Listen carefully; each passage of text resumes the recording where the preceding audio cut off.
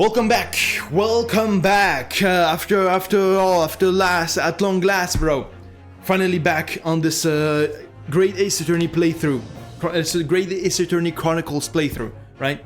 Blind playthrough, I might add. But yeah, it's been a while. You know, like there's been a big break because of the fucking how do you call it? Internet outage just happened. But yeah, I forgot what episode we're in terms of like my let's play. But yeah, and I also kind of forgot what was happening with the game, and I kind of forgot what like. Fuck off, Duolingo. Okay, never mind. Yeah, I kind of forgot what voices I give to characters. I don't know. It's been a little while, but like, we'll see. Like, investigation part 2. Okay, okay, let me try to remember what happened.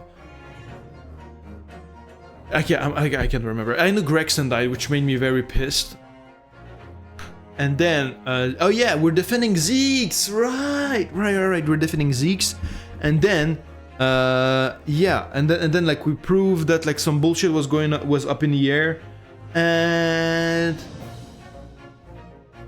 then we're gonna continue the investigation because something like, right, like, oh yeah, I figured out that the fucking dude, like a gossip dude, the big lip guy, was actually like the ex, like dude who like let the father of Asogi like escape and shit. Okay, it's all coming back to me. Okay, let's begin. All right.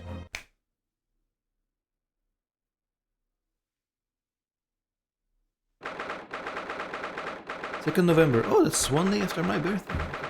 Sholmes' suit. Still can't quite believe what just happened. What happened? I know, I inquired with the bailiff after the court session was adjourned, and it seems Mr. Vigil was taken to hospital to recover. Oh, right, remember, we made him, like, remember his trauma, this, like, Mr. Vigil. Right, that's, yeah, okay. Okay. And thank you, like, by the way, thank you guys for, like, and, like, people that's still watching, you know, thank you for sticking around the Let's Play, the, you know, the playthrough and shit. And yeah, you know, make sure to like, smash, subscribe, and all that bullshit. You know the drill. But yeah, hope you enjoyed this video, and make sure you know, get comfortable. But it's on your second monitor, you know, because I don't. Yeah. Bro, I speak too much. Shut the fuck up. Focus on the game. Okay. Right. Okay. 10 years ago now, Mr. Vigil attempted to commit suicide by jumping out of the window of the prison governor's office. Wait. But ever since then, he's completely blocked the memory of those events from his mind. Really? Nobody knew his secret. Not his family, not even the man himself, but I forced it out like, onto the open. Was it wrong of me to do that? Did I overstep the mark? I wonder. Bruno! Oh, okay, that was actually her. Oh, Iris. You were miles away. Anyway, I've brewed a fresh pot of soothing tea for you. Oh, thank you. Okay. You and Susie have had an exhausting day so far, haven't you? Oh. Thank you, Iris. How thoughtful of you. Do you happen to know where Mr. Sholmes is? When we came out of the courtroom back into the defendant's antechamber, he disappeared. Oh, no, I don't know. He just suddenly sprang to his feet and left. All he said was, I must leave. I wonder if he's pursuing the mystery of Inspector Gregson's death. Yeah, he's probably very, like moved, not moved, like driven by this like fucking case. Like his friend fucking died, bro. And he's like blaming himself for it too, like, I should have seen it coming. I remember him saying that, and like, it kind of broke my heart because like, bro. You know, but yeah. Man, Gregson shouldn't have had to die, man. I really hope it's like a bait and switch and shit, like he's actually going to Paris. Or something, and I don't want him to die. Well, you know what Hurley is always saying, don't you? There are mysteries in this world that should perhaps never be solved. Does he really say that? But the construction of a solution comes only at the expense of the destruction of something else. What does that mean? He knows very well that when you open someone else's old wounds, you often open your own too. But he just can't take his own advice and leave well alone. Solving mysteries is too important for him. That's so true. You're trying so hard. But that's what I like about Hurley after all. Whatever. Suppose that's the lot of a great detective in some ways. So then, let's have tea, and then I'll give you a hand. Wait, jeez. 7 TV is like a fucking force and global emote for Halloween now. Okay, cool. Let's have tea and then I'll give you a hand. Oh, do you have time, Iris? Yes, I finished this month's manuscript. I cannot read for shit. This month's manuscript at last, with barely a day to spare before the deadline. Oh, I'm so looking forward to it. A brand new story to read in the adventures of Sherlock Holmes. Yay! You know, I always hide Hurley's violin near the days before I have a deadline. You do? Poor Mr. Holmes. Why? I'm sure that's very wise, Iris. How sensible of you. What? Now then, my dear fellows, let's make a plan of action before we continue our investigation. Okay. I think I say we investigate the redhead like shit. Oh no, I already figured it out. It was like the two, like with the French dude and Irish dude. Right. No, the Italian and French dude. Right. And it was just all of a scam, and it was okay. I still, in my head, it was still like just like an actual organization that actually exists. But no, it was just two dudes who pretend like just put like okay. Right.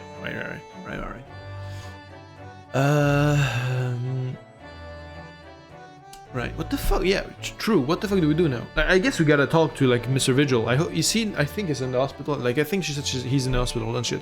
Okay, let me examine stuff because I want to see. Kazuma's mask. What's in the box? My eye is always drawn to this big metal chest that Mr. Sholmes and Iris use as a coffee table. Isn't it where Iris keeps her very important papers? It is. So you'd think that they treat it with more care, really. But only the other day, I saw Mr. Sholmes kick it. Oh no! Suppose something must have been frustrating him. What a shame to mistreat the furniture, though. What is it damaged?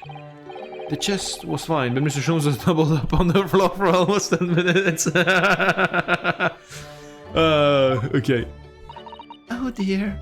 That is a painful tale. Indeed it is. Anything new? An elastoscope and this and that? It's pretty same old, I think. I just want to see the tea, because she made tea for us. Yeah. Iris' pretty little tea set is set out beautifully as ever, look! Well, it's only by carefully taking care of a tea set that you can make a good tea. Is that a roundabout way of telling me I need to tidy my desk? Oh, Mr. Naruto, you do overthink things at times. Oh yeah, thank you. Thank you, robot, for like saying again that I'm streaming. Okay, I mean I did restart the stream, but okay, well, whatever. He adds animations, so it's cool. My bad. If I remembered correctly, this large and imposing lump of iron is called a typewriter. Think that every single one of the adventures of Sherlock Holmes blossomed from this very machine. It's such a dreamy thought. Actually, I had a go on it the other day. The metal bars that move when you hit the keys got all tangled up somehow. That made Iris angry. Mr. Naruto? You're ruining my dreamy thoughts. Please don't do that again. Ugh, now I've made Susato-san angry as well. Okay. Okay. Oh, that's fine. I think there's not much anything of importance here. This morning's trial. So, how did it go? How did it go in court this morning? Well, we still don't know the truth about what really happened. One thing's increasingly clear. Lord Van Zix definitely didn't do it. Yeah. Oh, goody! Yes, that's right. We managed to uncover several new facts as well. Oh, really? And there was another development too. Kazuma. Okay. Yes, it's quite clear now that Kazuma-sama is not himself. The way he's acting, it's almost as if he's possessed. I know, I mean, at the end of the proceedings earlier, it was like a bloodhound the way he was chasing down Mr. Vigil's forgotten past. He's not normally so mercilessly persistent. I mean, it's about his dad. He came to England for to know about his dad. Like, it's kind of obvious to me, like, he's doing this shit, like, just, you know, to know the truth about what really happened. It's not that, like, far-fetched. Like, come on, use your brain. Susato, you know what's happening. What's going on in his head, I wonder? I really need to sit down with Kazuma and try to understand what he's going through. Okay. The Reaper's innocence. If Gregson was really murdered the day before his body was discovered, then Lord Van Zieks has to be innocent, you see. What? The day before? Well, that should be easy enough to work out. Just by examining the corpse, surely. Yes, you would expect so, but curiously, no time of death was included in the autopsy report. That is curious. There are still unanswered questions about Lord Van Zieks, though, aren't there? What the fuck were you doing there, you know? I forgot if he told us or not. Do you mean... I mean, what was he doing there? Yeah, okay, on Fresno Street that day in the first place. Well, according to the man's testimony, he said he was investigating Inspector Gregson, didn't he? It turns out that little room was actually the inspector's secret office. Oh, that sounds like it has all the makings of a wonderfully devilish plot. Well, your friend's dead, though. Like, I don't know how you can still muster a smile, man. But then why was that notice board in there covered in all those particular papers? Papers about case with a link to the Reaper. I'm starting to get a bad feeling about all this. Yeah, it's the one link about to everything. Oh dear, that sounds more like something horribly devilish. We must start by looking to Inspector Gregson's movements of late. Yeah, and I think actually like Strongheart was like getting worried about like Gregson, and that's like, and then like, you know, that's when he told, like, you know, when we saw him talk to Zeeks, you know, in his office, right, in Low Strongheart's office, like we saw the both of them like talking, and like I think that's when he gave him the mission of like investigating Gregson, and you know, because he probably was missing for a little bit. And, you know, like, Lord Strongheart probably knows his secret hideout. That's how he ended up there, right? And yeah, anyway. Never imagined I might have to be investigating an inspector's movements. Well, according to the entry in his diary, he was carrying out an incognito investigation of the Red-Headed League the day before his death. Oh, you mean he was doing the same as Hurley? Well, Mr. Shrooms was trying to apply, whereas the inspector was supposed to be investigating. I wish it had been the other way around. Are you saying you would rather have Sholmes be dead? Is that what you're saying? Like, that's kind of odd, bro. Anyway, as it turns out, the inspector who went to investigate the Red-Headed League that day wasn't actually Gregson at all. It was Mr. Vigil in possession of Gregson's identification. You know what that sounds like to me? Establishing an alibi. Oh my, yes, you're absolutely right, Iris. But why would Gregson need an alibi? It would appear that the inspector had something to do that he wished to keep secret. I don't believe it. I always thought he was just a harmless lover of fish and chips. Perhaps they were seasoned with something a little more potent than salt and vinegar. I think perhaps we should try to move away from food analogies. Yeah, thank you. It's not very tasteful. Hey! Well, anyway, if Lord Van Zieks felt... Fuck off, man. So dumb. No, anyway, if Lord Van Zieks felt they need to investigate Gregson. Yes, I agree. We must try to find out what he knows. Mr. Vigil's condition. Vigil, you say? Is that the name of the lady who came to visit Hurley yesterday? That's right. To ask Mr. Sholmes if he would help her to find her missing husband. Only Mr. Sholmes completely passed the buck to us. Actually, didn't you say that Mr. Vigil had been taken to hospital? Do you know which one? Well, the only one there is in London, it seems. You know? Ah! It's St. Sinners, exactly. I'm starting to wonder if all other hospitals in London have closed down. But it's amazing, Bruno. You found the lady's husband already. I suppose I have, by accident.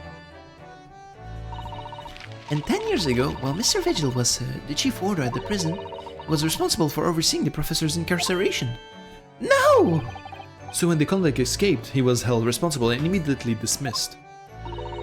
Ugh, sometimes I really don't want to grow up. There's more. For 10 years after that, while he was ostensibly working as a peddler, he also had another secret job. He was paid by Gregson to be his stand-in to impersonate the inspector. To impersonate Gregson? But why? I have absolutely no idea. Well, to double time shit, bro. Wasn't it obvious? Ugh, Ginny was right. I'm starting to think all adults are up to no good now. Including you, Bruno. I haven't paid anyone to impersonate me. Yet. That means he has ties to the professor and to Inspector Gregson, though. So I do think we ought to pay a visit to Mr. Vigil, don't you? Back to St. Sinners, then. Indeed. Well, I think it's clear that we need what we need to do. Let's go! Welcome back, Alfie. Glad to see you back. I had an entire like 20-minute yap session before like the stream actually started, but yeah. Glad to see you back, man. This shit was like genuinely like fucking up with my fucking mind, bro. I'm so happy we're like, I don't know, we can play again. And yeah, I said something earlier about something that might interest you. Tomorrow I'm playing Hollow Knight. Like, you know, I'm just like not gonna waste time. You know, like I was saying like I'm gonna finish this game and then I'm gonna do like the 1-1 like alternating between like games. I'm just gonna do that from the get-go. Like I'm not gonna wait to finish this game to do that. Because I feel like, you know, I'm just like my shit is called variety streaming, right? And I'm not doing any variety. Like I'm just playing this game, which I really love, you know, but like I'm just saying like, you know, one day we do one and then yeah, we just like, you know, alternate 2 games at a time, you know. Like I think that would be like all right to do, you know. And yeah, so just to let you know, because I think you would appreciate that information. But yeah, and plus you waited long enough, to be honest. Like it's been like you I know we had a deal for like Silk Song and all that shit. It's been like so long, and like now with like 2 weeks past, like without being able to stream, like, you know, I owe it up to you to just get started with Hollow Knight. Anyway, let's go back. We came back from like, you know, the like recapping what just happened. And yeah, I think we're gonna visit the hospital to meet like Mr. Vigil. You know, the guy that like we figured out who is with like his identity and shit. Yeah, that's what we're gonna do. And yeah, I don't know, it's like kind of fuzzy for now, but yeah, like we just like continuing the investigation. Well, I think it's clear what we need to do, isn't it? Let us investigate, my dear fellows. Yeah. Oh, Iris, you're even more enthusiastic than usual today. Yeah, her fucking like homeboy died, bro.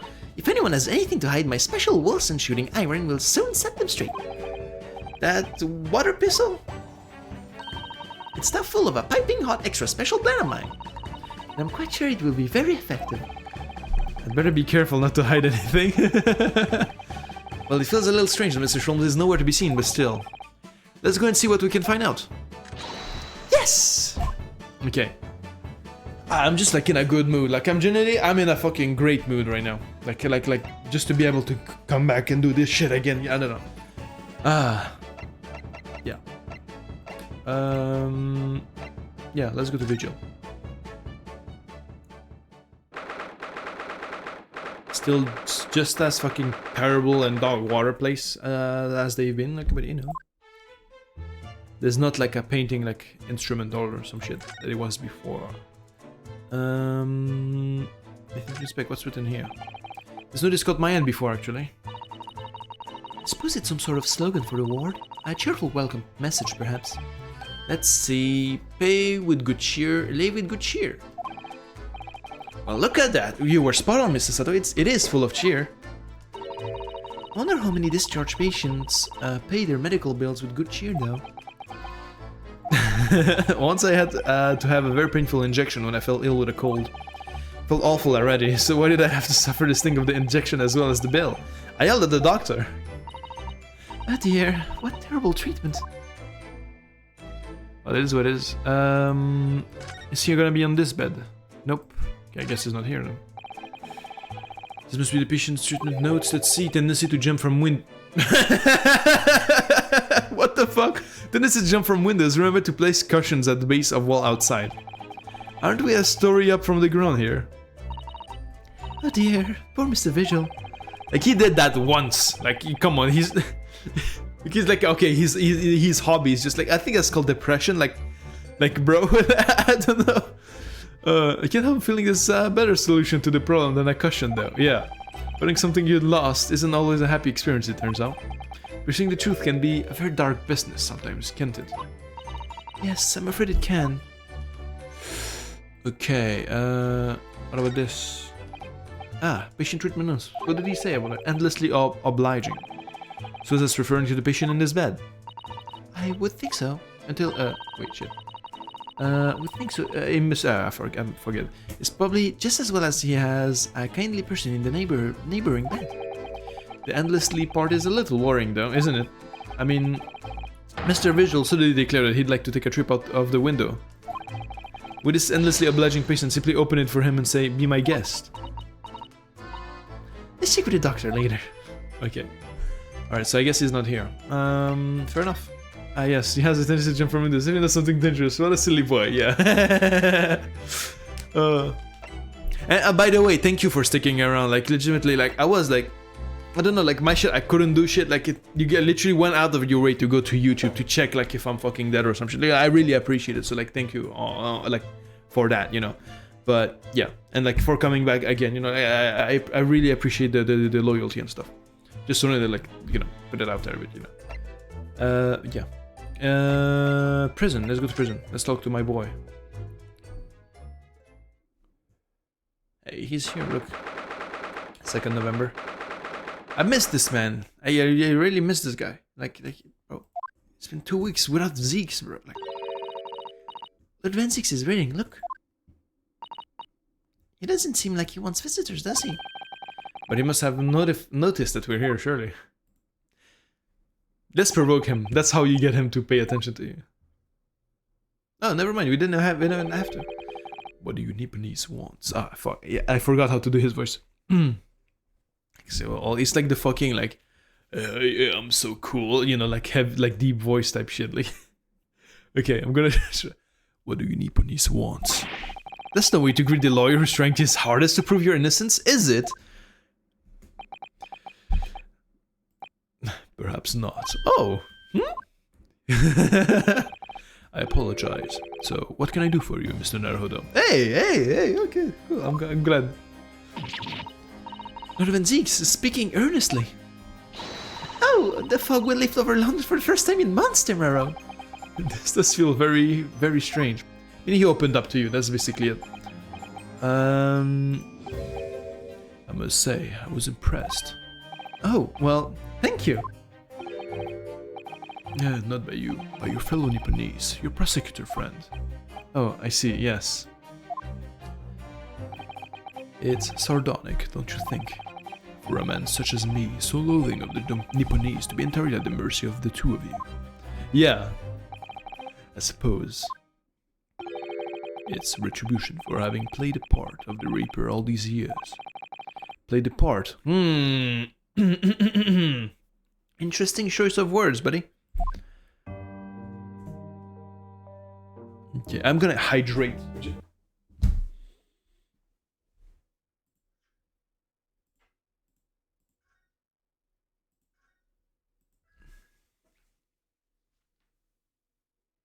Accidentally unplug this shit that makes the game like okay.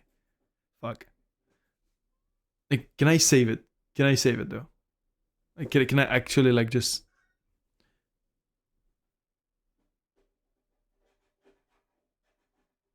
audio wait. Like, don't make me like restart. Ah, fuck. Okay, I guess I have to. Okay. Well. Okay. Let me restart again. My bad. Like, I need to remember to not put my arm under my cable, otherwise it just fucking fucks up with the thing.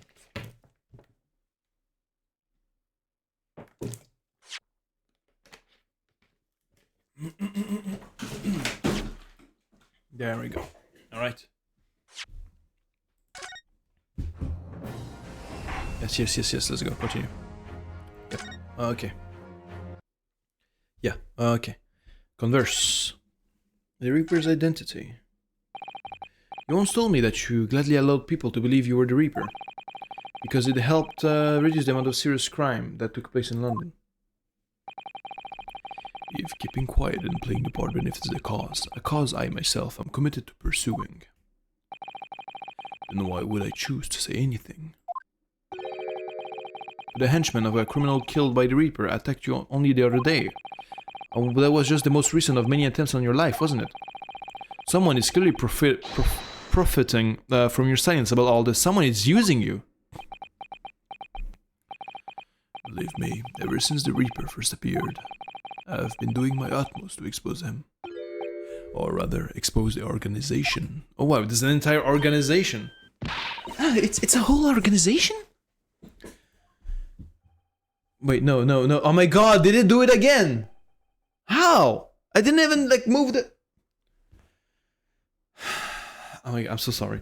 Wait. Why does it keep doing this? And I hate the fact that like, just because it unplugs this thing. Like, okay, hold on. In sequence with all those accidents were orchestrated by one man. Okay, no. The Reaper always appears to have very accurate information about the accused in each case. Okay, let me save again. And restart again. It's so sensitive. Okay. Boom. Boom. Play again. Okay. Alright. Okay, let's hope this time I don't fuck it up again. Because basically, like, like the sound like that the OBS like streams is the sound that comes from the sound that comes to my earbuds. So like if it gets unplugged, like if the sound comes from my screen, I mean like you don't hear shit. And the issue is like when I unplug it by accident, the game just like, you know, like it just like doesn't come back to the earbuds. It just stays on the screen. So like I have to restart it. Anyway, okay. Let's focus like okay, let's come back to the like, you know. No, the Reaper always appears to have very accurate information about the accused in each case. I really think that maybe Lord Strongheart is like has something to do with this. Because I don't know, he did say to us in the past that the Reaper myth, the myth of the Reaper of the Bailey is very useful. You know, it's a really good detractor. So keeping that myth alive is certainly like, you know, in his interest. So maybe he's behind a little bit of it, you know, but maybe not, I don't know. I still think he's a good guy, but maybe he's like, you know, he wants to do good, but like no matter the means, you know, whatever the means, whatever it takes, we will like save the thing, you know, which ultimately like, you know, hell is paved with good intentions, you know, that's what they say, I think, in that one thing, you know, that I forgot. Anyway, which can only mean that somebody at Scotland Yard is involved. Someone at... You can't mean... It's taken me many years, but I finally identified a central figure in this Reaper organization. Tobias Gregson. Really? Are you sure about that, though? Like, are you sure? No! Gregson, the Reaper. I think you're mistaken. Honestly, I think you're mistaken. That's a kind of sick, that's a big twist, but I really don't think it's the truth, though. So the reason you were investigating Inspector Gregson is because you intended to expose him as the Reaper. As I said, the Reaper of the Bailey is no single person. It's a highly secret organization with close ties to Scotland Yard. But there's no doubt that Gregson was a key member of that organization. But no, he walked in the shadows, like he worked on his own. Like, or maybe the fact that he pretends to work like through a body double. Maybe that's a kind of incriminating for him. But I don't want to incriminate like a dead guy. Like, come on, like it's, I don't know. It doesn't seem like it. Like he's kind of chill. Like, and he also had like, you know, I don't know. He didn't seem. No, there's no way. Like, genuinely, I don't think there's any way. Like, it's actually him. I think it's someone else entirely. Like, it's more probable that it's Herlock Sholmes than it is to be Tobias Gregson. If I'm being honest. I don't believe it. Are you saying that that he was being all those awful criminals meeting there? Gregson didn't do the dirty work himself. Oh. He was a tactician. His job was to covertly investigate the marks and plot their assassinations.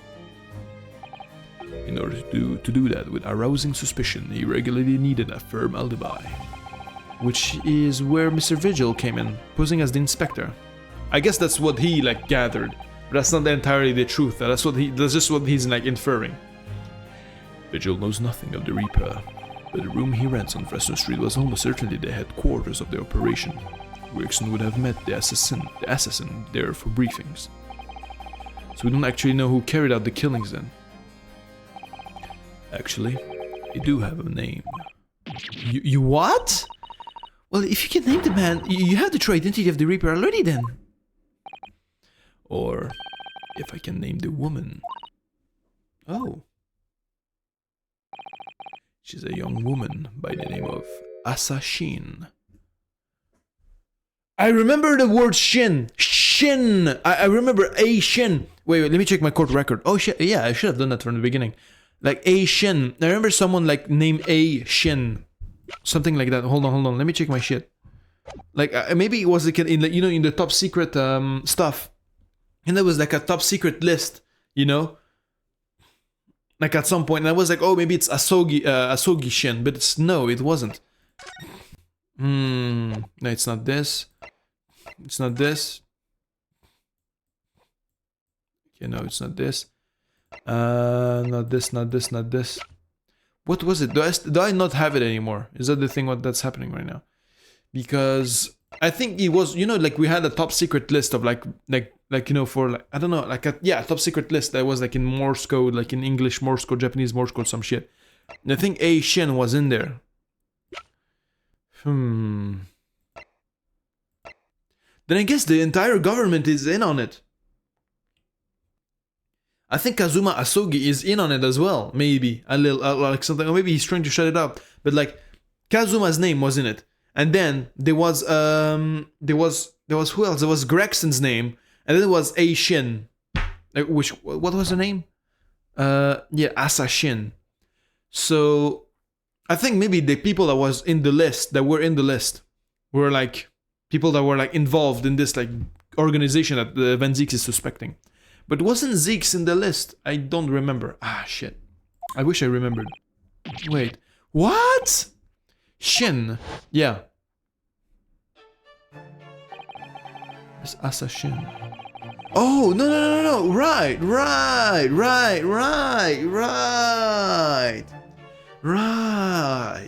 Never mind. I was yapping. I'm bullshitting again. The true name of a terrifying killer I know only too well. Yeah, the killer of what is she called again? What's her name again? Iris's dad. Yeah, she came to Japan posing as a visiting student and murdered her. Yeah. Then just when it seemed, if a woman bad, why woman hot? Well, that's one of the same, isn't it? Then just when it seemed that diplomatic protection would help her escape Japan and conviction. Yeah, she was killed. A mysterious woman who was herself murdered in a small summer beach hut. As she fucking deserved, to be honest. And that woman was actually the Reaper of the BAAAAALLY.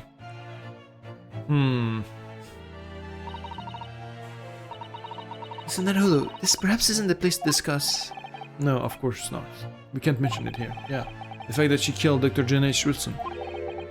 Look at her, look at... Oh, bro, tell her her dad is dead. Come on, man. You stop beating around. Look at... It's like so... Oh, man. Cyrus doesn't know, and it's very likely that the man was her father. It is her father. It is her father. Like, come on. Assassin. I should let father know at once. Yes, I agree. Prosecutor Asogi. Kazuma, isn't it? Kazuma Asogi. You say he's a friend of yours. My best friend. It's the whole reason I got to come to Britain. It was all on his merits. I have nothing but respect for him, yeah. Yes, I understand that only the very best students are selected for such opportunities, and I had a fine demonstration of how sharp he is in the proceedings earlier today. He missed nothing. In fact, his flawless performance very much reminded me of his father. Ooh, Genshin Asogi, Professor. It's true that the aristocracy at the time was the root of numerous grave societal problems. They were abusing their power, playing with the common man as pawns in politics, in economics, in war. In many ways, Asogi was carving out a canker from society that we British couldn't deal with ourselves. I see. I have a feeling that Iris will have an entire crash out because of how long she didn't know. Yeah, and I'd fucking, like, very understandable one, like, a very valid one, like, to have, Like, why did you keep her in the dark? Like, at least, like, make the hypothesis that her, like, Dr. John H. Wilson. Like, there's no, like, 2 John H. Wilson in the fucking world, right? Like, especially one that, like, a murder. Like, he's an important figure, like, a forensics, and, like, I don't know, like, like, it has to be him. Like, there's no chance it's not him. Maybe it is. Like, maybe it's, like, he actually has, like, a twin brother somewhere. I don't know, but, like, yeah, like, just fucking tell her. Like, I know she's 10 years old and shit, but, like, she has to deal with it. Like, and I know she, like, She has like a strong mind. She's like intelligent and all that shit. She's gonna be sad, obviously, but at least she's gonna be able to move forward and like not live off false hope. You know, like that's just shit. You know, like I don't know. Kind of pisses me off. Also, just a parenthesis. You know, like quite meta, but you know, something that very much pissed me off about, you know, the shit. The fucking internet outage is like, you know, the final stream, like the latest stream, like there was like multiple people, and I was like, oh yeah, like come like tomorrow same time, like don't worry, you're gonna continue, it's gonna be, and then after that, like these like 2 people, like just I lied to them because of the internet operator, like yeah, because I told them I was gonna be here and I wasn't here, and I don't know, it just pissed me off. Like I don't know, I hate lying, and like especially when I'm like lying because of someone else, like I don't know. Anyway, that's just so. Anyway, I just need to say that. Yeah, whatever. Yeah, but yeah. Ah, I see. But that's precisely why it makes no sense. Glenn Van Zix was a noble and upstanding man. He wasn't corrupt. Why did that damn Nipponese have to go and take my brother's life? Yeah, I think something's amiss, in spite of having once saved mine.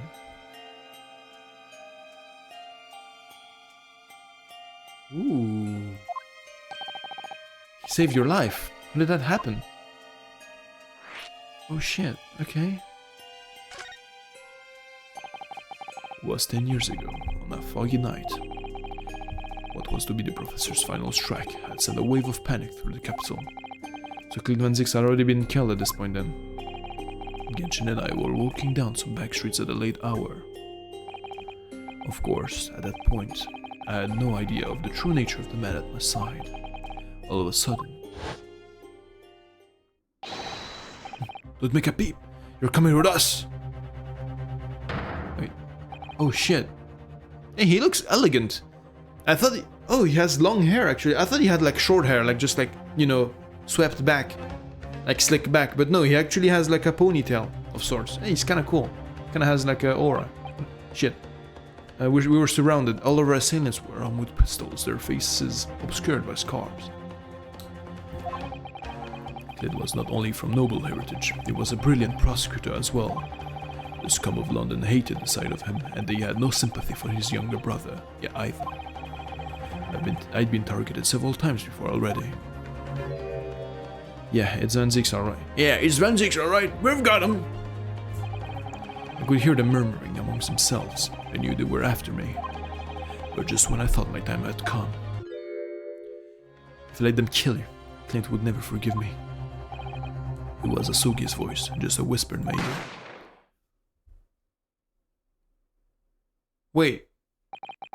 After that, I don't remember exactly what happened. The next thing I knew, there was silence all around. Genshin lay on the cobbled street. Blood was seeping from his left hand. It shielded me.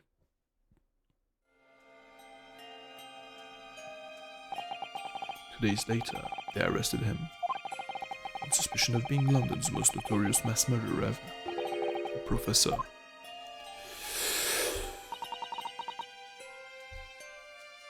Interesting. So I guess he really isn't the professor then, and he's still running the show, like he's still out there killing people. I was against his development, but I know they're cooking, so you know, that's cool, that's fine. I as well, you know. Anyway, we'll see. Or maybe he's not entirely like innocent either. Like, you know, I think the coolest way to do this is like he's kind of guilty, but also kind of innocent, you know. We'll see. Like I think like the best thing for Asugi and like everyone else is like he's like reason for doing things was like understandable, but at the same time he like I don't know, he fucked up in a way, I don't know. Anyway, awful for you. All at once I lost a brother I revered and a foreign friend I held in such high regard. I'm so sorry, Lord Van Zix.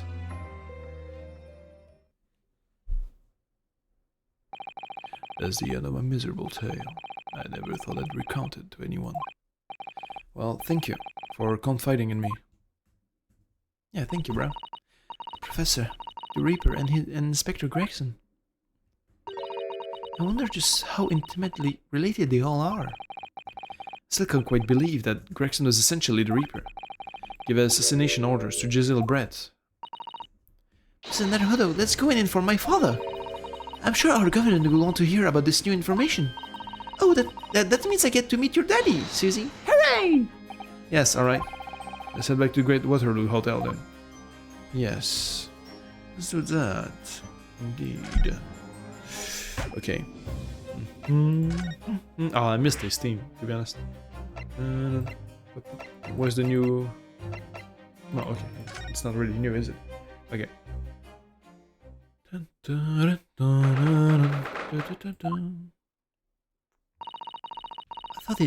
I thought it yesterday, and I think it again today. This place is so princely. It's a wild guess, but I have a feeling you'll think the same tomorrow too.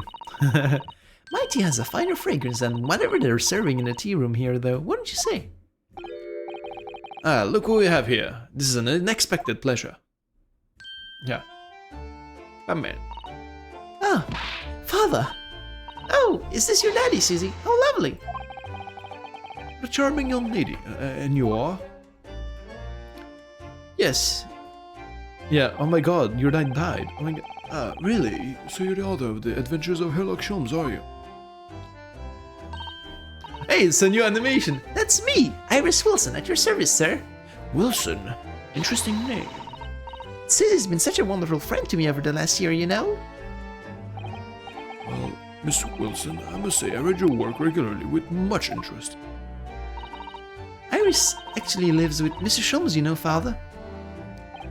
Yeah, you're seeing it's coming into your eyes, huh? You're like, it's coming into your eyes. I see you, like the cogs are turning in your brain. Mr. Sholmes, Wilson, daughter. You're kind of getting that it's actually the same person that died. Okay. Is that so? Well, perhaps it goes some way to explain that bright look in your eyes. Yeah, and you recognize her too. Okay. You wouldn't be smiling so airily if you knew just how bright she is, believe me. Now then, young Naruhodo, it was a pleasure seeing you in action earlier. As NVT of the symposium, I was allowed to observe from the gallery after I twisted some arms. And I must say, it was a truly exemplary performance. Oh, well, thank you very much. I'm fairly sure you omitted by Kazuba on the end there. No, please don't misunderstand. It was you who impressed me. Really? Again, he can also... fucking Mikotoba's in the mind reading. Really? You didn't miss a step against Asogi, and we all know how capable he is. Really, to have matured into such a fine defense lawyer in less than a year is quite extraordinary. It's very kind of you to say so. And really nice to hear, yeah. You prop yourself up, man, have more self-confidence. What I saw in court today confirmed what I'd been hoping for. The favor I mentioned yesterday, Naruhodo. I trust you haven't forgotten. Oh, no, you did mention something, didn't you? But first, we have something to report, Father. No, let me hear the fucking... I don't know the favor yet! Of course. Shall we take tea while we discuss matters further? I wonder where Judge Jigoku has got to. He's dead. No, he's not dead. Is he... Is Judge Jigoku... No, probably not. He's too much of a Jigachad to be doing that shit now. He can't be the professor, can he? Like anything like they give me, like I pick on it, like I just like ignore on it until the fucking end. Like I don't know. They give me like a sliver of clue. I'm like, this is foreshadowing. But I don't know. Father, do you know this about the so-called Reaper of the Bailey? I've heard rumors. Some members of the judiciary explained it all to me yesterday. Of course, when I was visiting student here in London, the Reaper was yet to emerge. Right, he didn't appear until after that case when the visiting students had already returned home. Lord Van Six was in the dark today. That was Barrack, the younger brother of Clint Van Six, I believe. That's right, and he is known throughout London as the Reaper, as you've heard. But the truth is, it wasn't him behind all those mysterious deaths. It was somebody else. I see. So what you're saying is, there's been a professional killer at work here? Exactly. Someone by the name of Assassin, in fact. I beg your pardon? Did you say Assassin? You mean that Giselle Brett woman who was responsible for killing my great friend? No, a friend of yours was killed. Yes! Say the truth. Spell. Leak it, leak it, leak it, leak it, leak it. Come on, come on, come on, come on. Leak it, leak it, leak it. Professor Ricardo, I think perhaps we should... No, no, no. Shh. Say the truth right now, this instant. No, no. Because the friend the professor is talking about is Johnny Wilson.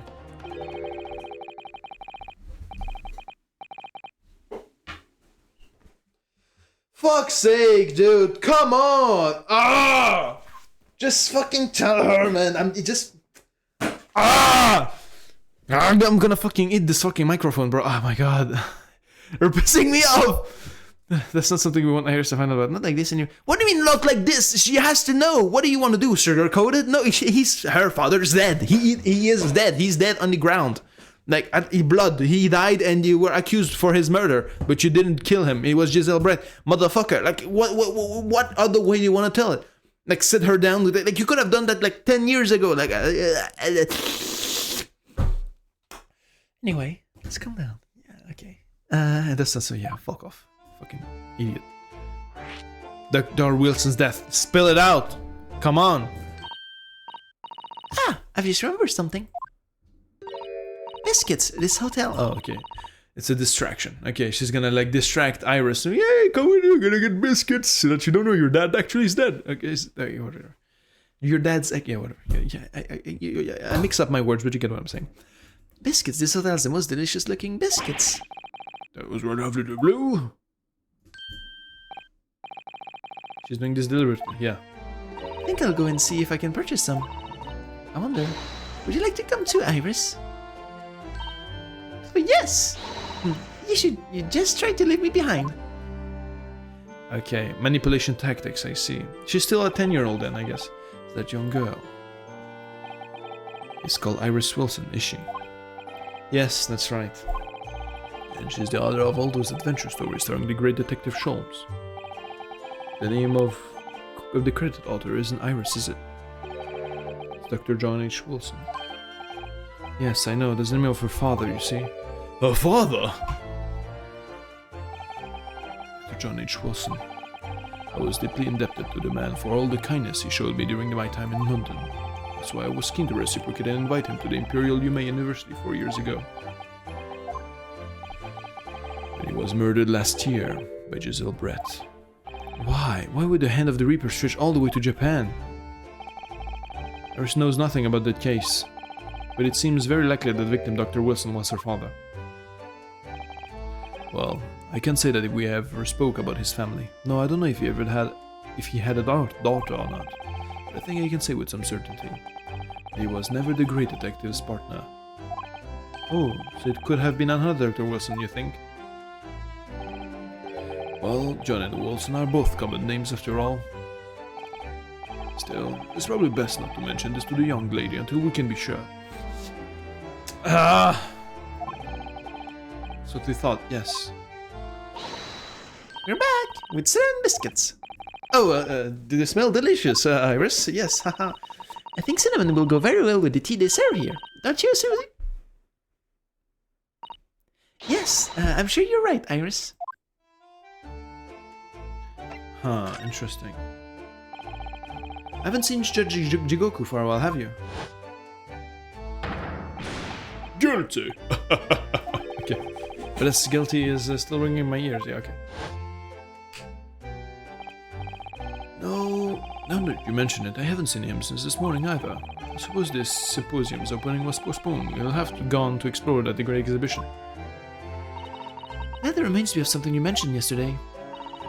But Judge Jigoku having once been in the dock himself? Yes, it was all tied up with that accursed trial. Ooh, the close trial of Kazuma's father. Seishiro was trying to mitigate Genshin's guilt, so he took to the stand to testify. But he got a little carried away and actually managed to break the witness stand. He's a fucking beast, bro, like... BOW! Okay. Oh my! This is some contemptuous words about the British Empire, for which he was charged. Okay, clearly he's not like, he's not a bad guy. Like, he's just like, look at how passionate he was about this shit. You know, for his friend. He couldn't have been like the bad man. Oh dear. Although it's worryingly easy to imagine him doing that. Well, it was all alright in the end. He was acquitted and we returned home to Japan together. Thank goodness. Ah yes, talking of Seiichiro. I have a copy of the photograph we all took together here yesterday. Please. Oh, what a lovely picture. I love how he's like so like... Just seems to shout, we arrived in Britain.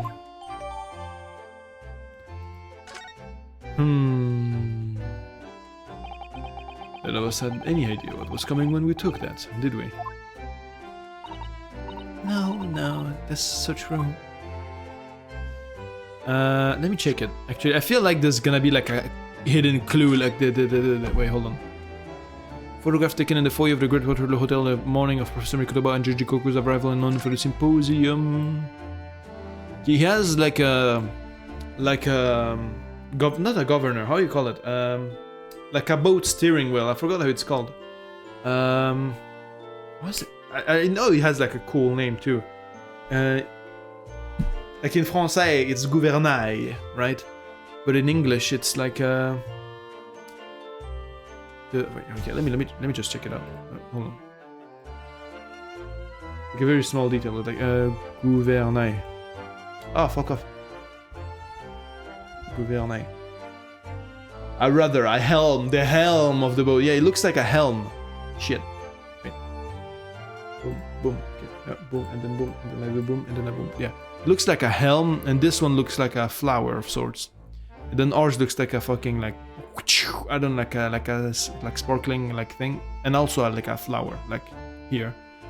But I feel like probably something like about this picture, like entering our evidence stuff is probably gonna be like about like these like little items, because I think this is like the most proponent like things in here.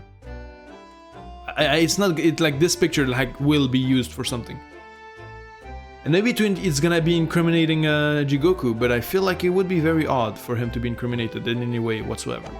He feels too much like a good guy. And also like, you know, or maybe like this, you know, the, what do you call it? The fan. But yeah, we'll see. So, you mentioned a favor that you'd like to ask me. Yeah, finally. Well, this fateful trial that you're fighting. One way or another, it will be over before long. And when it is, I'd like you to accompany me back to Japan. You want me to do... What? Father, what's the meaning of this? Now, Susato, you should understand. You've seen how our courts work firsthand.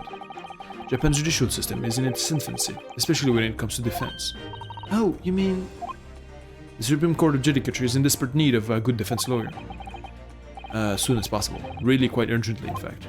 But I've not even been in London a year yet. I've read all of Susato's reports. I'm well aware of your extraordinary talents. And having seen you in action with my own eyes earlier today, there's no question. You, Naruhodo, are precisely the man our country needs. Damn, okay, like our country needs. Okay, bro. So, you'd be leaving then, Bruno? No. But then, what am I supposed to do, Father? You came here to save Asasogi's judicial assistant. Oh yes, you're supposed to be Kazuma's assistant. Our government is still in the process of deciding how best to deal with the situation, with his situation though.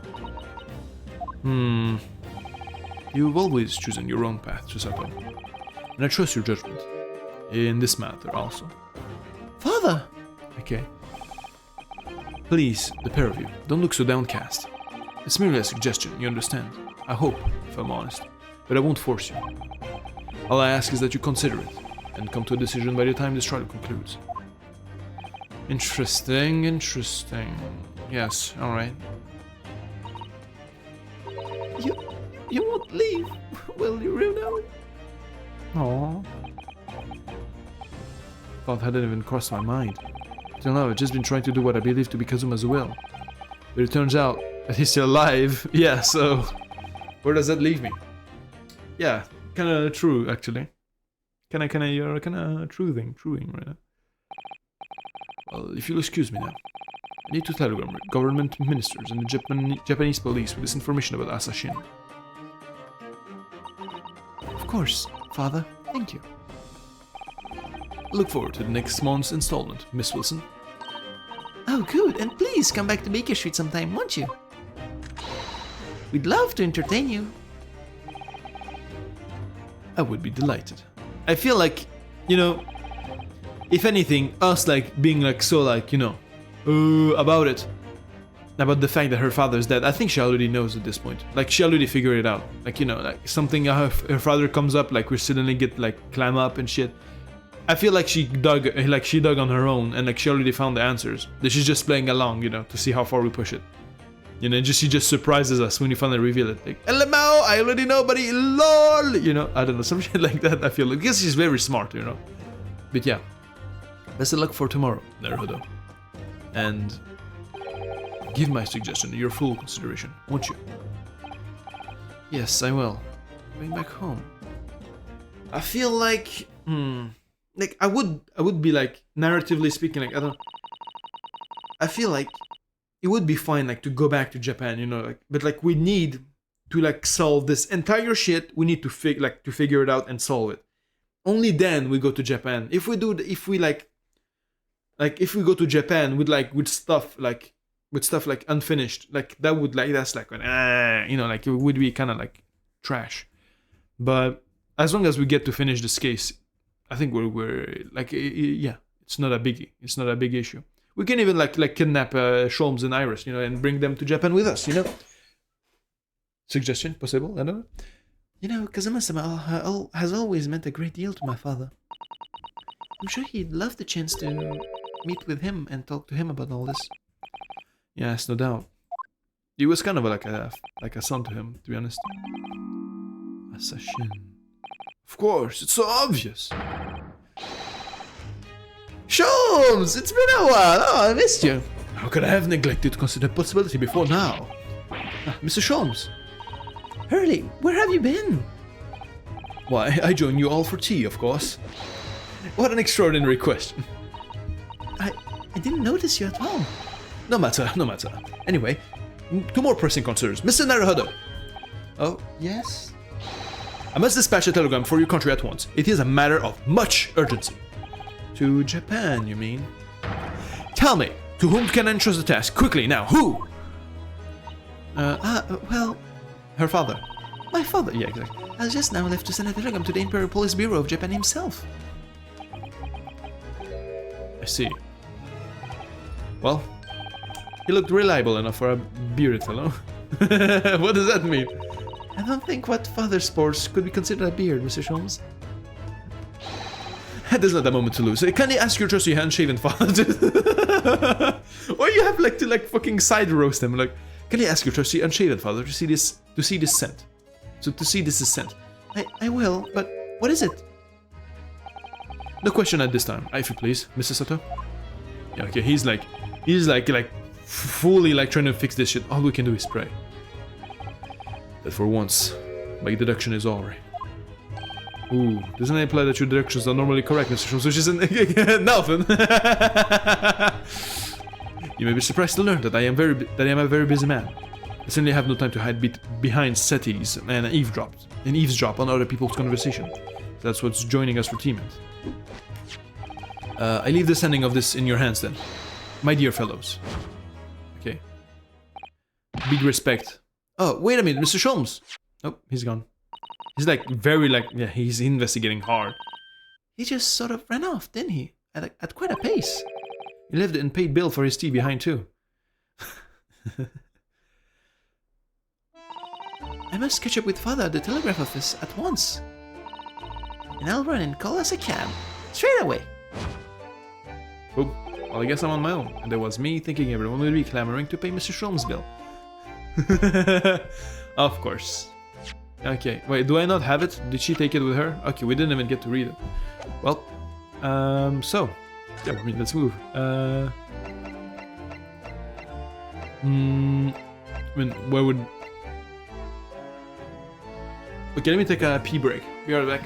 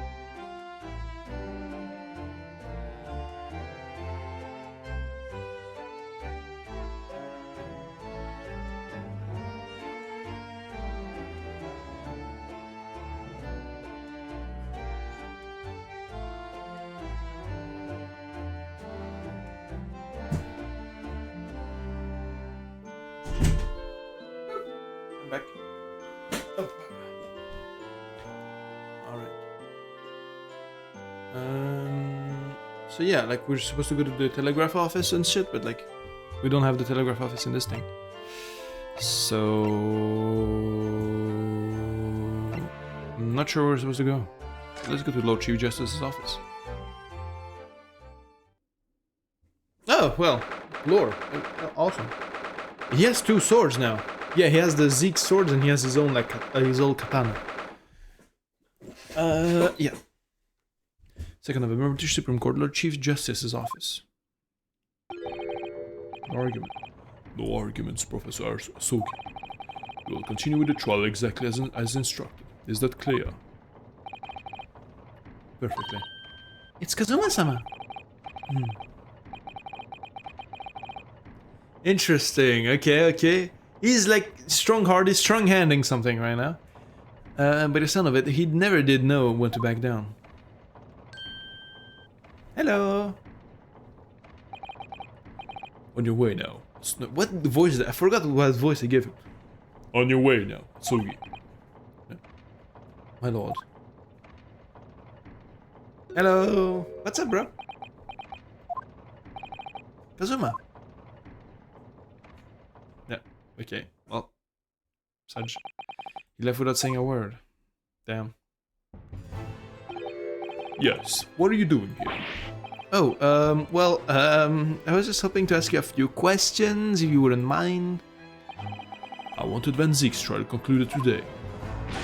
But Prosecutor Asogi's unwelcome inquiries are going to make it take longer than necessary. Unwelcome inquiries? As a result, I'm losing even more precious time. Currently 2 hours, 55 minutes, and 41 seconds. 42, 43... Then we must resolve everything before 3 hours have passed, Mr. Naruhodo. And miraculous, not even 5 minutes. Anyway, I can't let the man's obvious bad mood put me off. I need information. Hey! Character development. Will Ryunosuke will finally develop a fucking spine? At long last? Get Reaper. Does Prosecutor Asogi believe that Lord Van Zix is the Reaper? I wouldn't know. Okay. It was 10 years ago. In that fateful close trial, that Lord Van Zix made a name for himself among the judiciary. But the next trial he fought, he lost. It meant the ringleader of a criminal organization was acquitted, thanks to all the jurors being under duress. But that's awful! The man's freedom was short-lived. He lasted just 3 days. Lasted? Yes, let me see. He died in a rock slide at his place of work, I believe. Correct. That was the inauguration of the Reaper of the Bailey. And people believed Lord Van Zix was responsible. He was brought to trial himself, but he was shown to have been an accident. He must have had a solid alibi then. Nevertheless, the mysterious deaths continued. In total, 16 persons perished in unusual circumstances, ostensibly at the end of the Reaper. It's a long run of coincidences. Well, the Reaper's true identity may well be revealed by this trial. The impact that revelation would have on the British public cannot be understated. Is that why it's a close trial? Precisely. Okay. Which benefit, though? This country hasn't seen a close trial for 10 years. So the last one was the professor's, the trial of Genshin Asogi. Correct. Actually, we heard that originally you were going to prosecute the trial yourself, Lord Strongheart. Ooh. Van Zix entreated me to relinquish the prosecution to him, that he might avenge his brother's death. And here we are, 10 years later. The son of the man Van Zix is condemned, now looking to avenge his father's death in the same way. They do say that what goes around comes around. Yeah. However, it would seem that the new young prosecutor is harboring some ulterior motive as well. Kazuma is? I like my organizations to run smoothly in the exact manner that I prescribe. As with the giant clock in here, I won't tolerate a single cog being out of step with the others. So that's what all these gears are about in here. If the young man refuses to mesh with the other parts of my great machine, I I will be forced to take steps. What? What do you mean? That's something with which you need to concern yourself. In any case, all your questions will be answered tomorrow. Interesting. Now fuck out my office. I shall have to... Yeah, okay. Okay, no, you didn't say tell us to fuck off. As of this moment I've been delayed from attending my next meeting by precisely 3 hours. Oh my, that is a long time. I hold you entirely responsible. Even though we miraculously managed to fit everything into not even 5 minutes. I wonder if you might agree to us talking with Prosecutor Asogi. Discussion between the defense and the prosecution outside of the courtroom are generally frowned upon. However, I will make an exception in this case. Now go. You can find him in his office. Oh, thank you. Thank you. Actually, thank you. That's kinda chill. Let's go to see him at once, Mr. Naruhodo. Yeah, I don't think he's a bad guy. I don't think... Who's the bad guy? Like, I feel like it's just gonna be some random motherfucking dude. Like, I don't believe that it's gonna be, like, either Strongheart or, like, Kazuma or, like, Jigoku. Like, I don't know. It feels out of character if they are, you know? Unless if, like, you know, the lore builds afterwards, you know, whatever. I'm really not at all sure I know how to talk to him at the moment. Let us move, gentlemen. Okay. Prosecutor's office, let's go.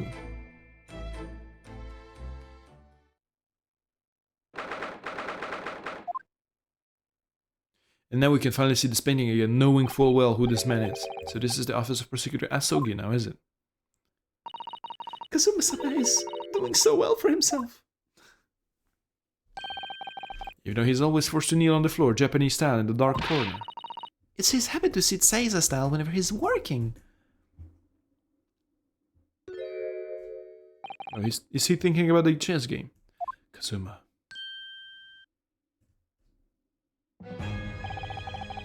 That it wouldn't be long before he paid me a visit, Ryunosuke. I was right about what I said, wasn't I? Sorry? About you being an amazing lawyer. That you have all the makings of a great defense lawyer, exactly. Okay.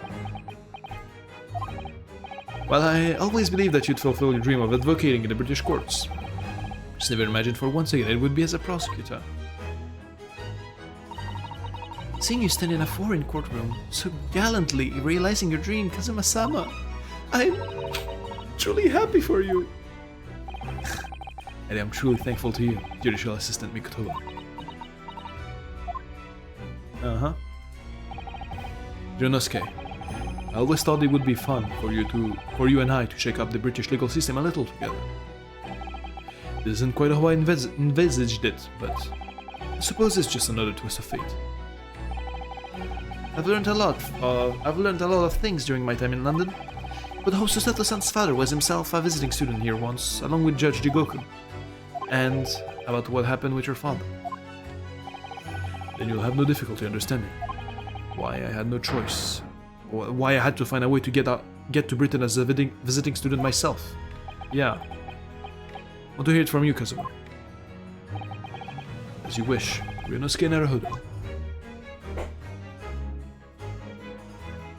Okay, let me examine the painting. I actually really want to examine the painting. Do you know? Yeah, a very handsome man. Do you know who the man in the portrait is? Why would I? Really? But you're Lord Venzig's apprentice. Really? Well, I'm surprised he doesn't know. Yes, apprentice, not friend. And during the time I was suffering from amnesia, I didn't even notice that picture. Fair enough. Oh, really? I mean, it's not the smallest picture. I wouldn't have the first idea what the man decors his office with. Well, tell him, bro. I don't know. I mean, yeah, it's very not Japanese, isn't it? Would be kind of confused, like coming like the culture shock of seeing like goth after architecture like this. Lord Venzig's fine collection of hollow chalices and bottles, all neatly tied up, like lined up. Yes, he's extremely particular about all that. He has a strict regime for everything, from the storage of the cask to the bottling of their contents. Gosh, he must be having a really tough time of it being his apprentice. Actually, no. Oh? He's so particular about it all. He refuses to let anybody else touch any of it. Fair. I am the exact same. Like, I hate people touching my shit.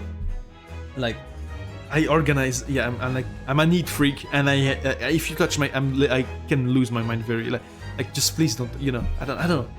Like, I don't know.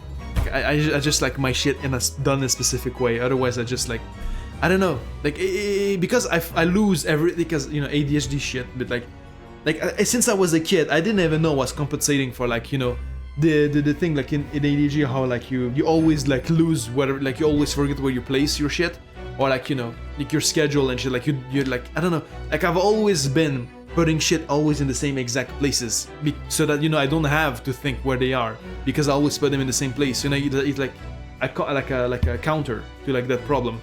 And like, so I always need to, like, my keys are always in the same pocket, in the same place, my helmet, everything, you know, I don't know. Anyway, yeah, so like I get Van Zieks on this shit. So particular about it all, he refuses to let anybody else touch it.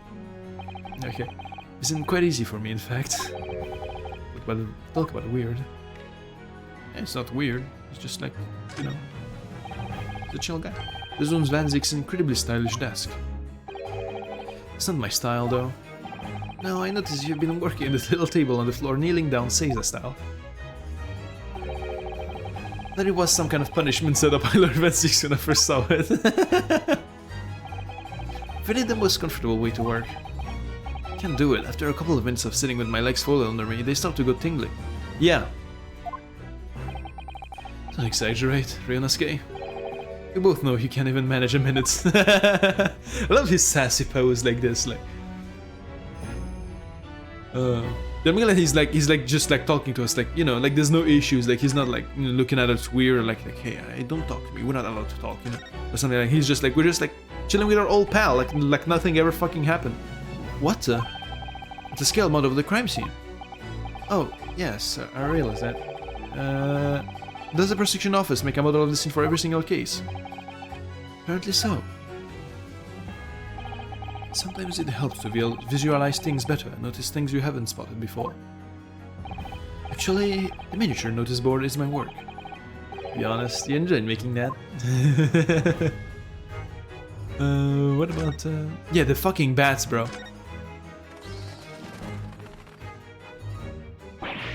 Wah! You disturbed the bats, didn't you? Fitting companions of Lord Van Zieks, wouldn't you say? Actually, I've seen things flying in Lord Strongheart's office too. Doves, I think. Oh yeah, that's right. Perhaps you have to like birds to attain rank. Perhaps you you have to like birds to attain rank in judiciary here. Although bats aren't birds, of course. How about a sparrow for you? What's that supposed to mean? Oh, nothing. Sorry. Just thinking out loud. A sparrow. Wait. I think I know why he says that. Wait. A sparrow. Isn't it because, like, you know, he's like in all white and he has like the red color? Hold on. Sparrow. I just want to make sure because. No, actually, never mind. Oh no, it's because of his hair. Of course, yeah, never mind. Like his hair is like super, like, you know, bird-like. Hey, the coffins. Casks floor to ceiling, just like the last time we were here. Hollowed barrels, I suppose. They're arranged according to vintage, flavor, and region. Every week, they're all taken out and put back in order. What? Every week? Lord Van Zieks can't seem to settle on the perfect way of arranging them, you see. Vintage, flavor, and region don't neatly coincide. That's their trouble. Gosh, being his apprentice must be a real challenge. Actually, no. Oh, he considers the task too important to interest to anybody else, so he does it entirely on his own. So he's a barrel of laughs here and in Cordon. Bro. Okay, you wouldn't say that joke to him, to his face, huh? Bro. You wouldn't have the spine to tell him that. Yeah, okay. Anyway. Your disappearance. Yeah. Oh yeah, we can actually fucking ask the fucking receipts. Okay. It's going on for a year now, since what happened on the SS Buria. We're heading across the oceans from Japan to Great Britain. When a bizarre series of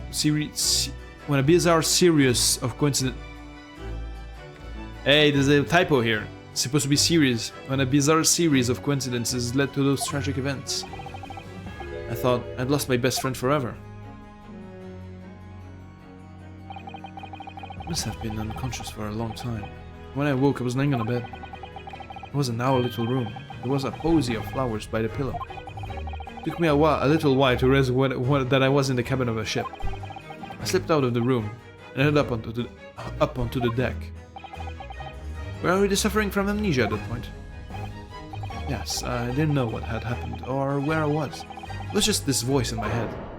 You have something to do. You have to do. Something no one else can know about. Go to Great Britain. Your task awaits you there. Well, how helpful. It was a calling I couldn't ignore. It compelled me relentlessly. Out on deck, I saw that I was on a huge steamship and we were docked in a large port. It must have been Hong Kong.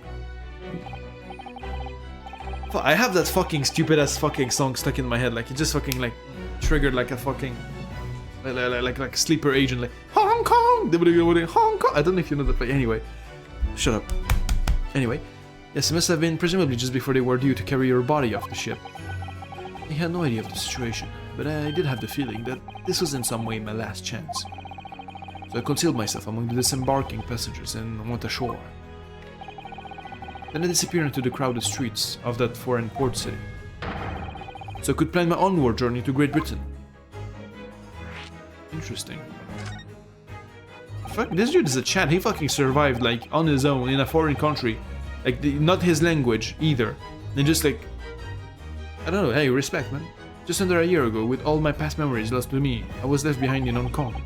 Everything was foreign to me. The sights, the sounds, the smells in my head reeled. I was truly at a loss. I realized now that I'd escaped as a dead man, with nothing but the clothes on my back, no money, of course. How terrifying for you. Luckily though, I had two feathers in my cap. One being your knowledge of English, I suppose? That's right. And on the back of that, I was able to pick up some work as a deckhand on a cargo ship. Eventually, after calling at countless ports, I finally arrived at Dover. It must have been some 3 months ago now. Your formidable tenacity of purpose showing itself again. What's the second feather, though? I mean, the man had lost his memory and had literally nothing to his name, but he still managed to make his way to London, the opposite side of the world. Of course, I had no idea why I'd moved heaven and earth to get here at that point. So, how did you end up becoming an Lord VI apprentice then? That can only be called an extraordinary stroke of luck, really. You see, I stopped at the border because I had no papers. It took me straight to Scotland Yard. And by sheer coincidence, Lord Strongheart was there to attend a meeting. That's when the second feather in my cap came into play. Would it have been your knowledge of the law? Yes, exactly. Okay. The Strongheart was curious about an Easterner with intimate knowledge of British law. He took me back with him to the Supreme Court and assigned me to the prosecutor's office. And then, 9 days ago... You finally got your memory back after the trial involving Dreba. Okay. Yes, I did. Uh-huh. Ever since I first met you at UMA, you talked about your dream. Mark my words, Renaske. I'll be chosen as a visiting student and make my way to Great Britain someday. Did you know the entire time about what happened to your father? Yeah. Yeah. 16 years ago.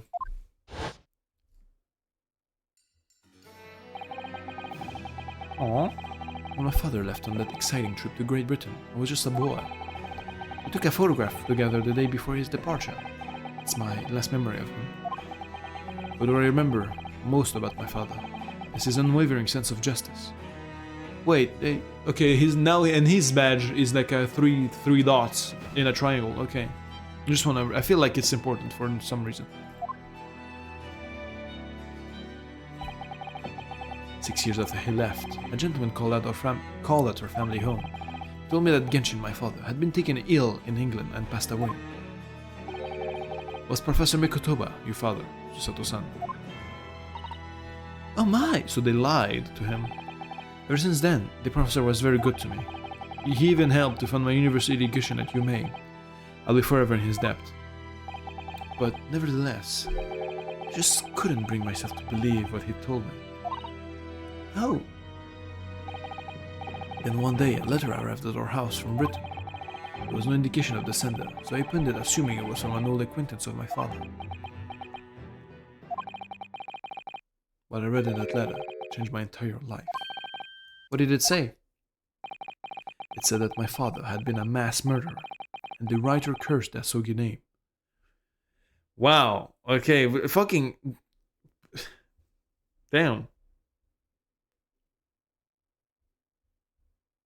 Was it Van Zieks who sent this letter? I would like, he's a generational hater. Like, he wouldn't go past him to like send a letter, like of just a pure hatred like letter. All the way to Japan, just for fucking like talking shit to them. Oh no! As a result of that letter, I found out what had been hidden from me all those years. Do you know who signed it? Presumably, the letter was sent from a relative of one of the... If whoever it was had been a member of the judiciary, he could have been present at the closed trial. The letter revealed my father had been sentenced to death, executed for being a killer. I'm so sorry I had to find out that way. Imagine the British government. They did their best to silence whoever sent that letter. But someone who knew the truth couldn't bear the resentment that was always going to be a problem. But still, it could have been written by anyone. Why would you believe such a thing? There's a newspaper cutting included with the letter. Well, he did his homework. It was the first I'd ever heard of the professor and his terrible killing spree. Well, what did my father have to say about the letter? I couldn't bring myself to show it to him. What? Why not? Because he deliberately concealed the truth from me by telling me my father was taken by a fatal illness. It couldn't have been easy for him, and he'd done it out of consideration for my feelings. So instead, I showed the letter to Judge Jigoku. Ooh. To the other visiting student. He faltered to the briefest of moments. Then he just laughed the letter off. But in that moment I saw it on his face. He was undeniably shocked, shaken momentarily, before recovering his poise.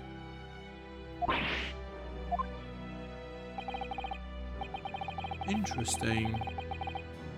A year later, my bereaved mother succumbed to the strain of grief, and she too passed away. Aww. That's when I made up my mind that one day, without fail, I would cross the seas to Britain and seek the truth for myself. The truth about my father, Genshin Asogi. And I wouldn't let anyone stand in my way. Okay. Oh, Kazuma-sama. Based. What we learned today in court turned things completely on their head. It was an impressive piece of lawyering. Ryunosuke, Naruhodo, yeah. Thank you.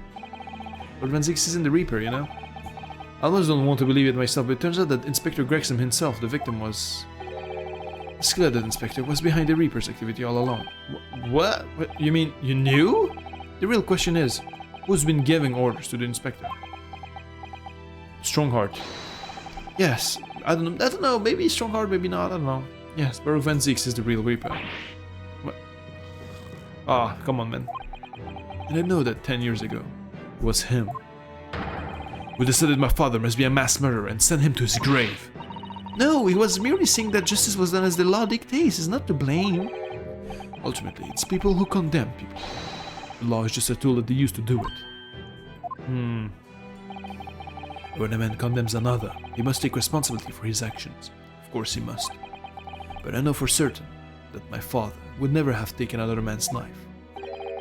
Kazuma. On the contrary, my father's life was taken by the Reaper.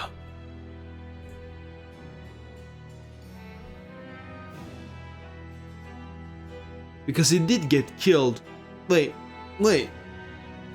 He was sentenced to death, but he was also... Oh no, he was just harmed. He was attacked.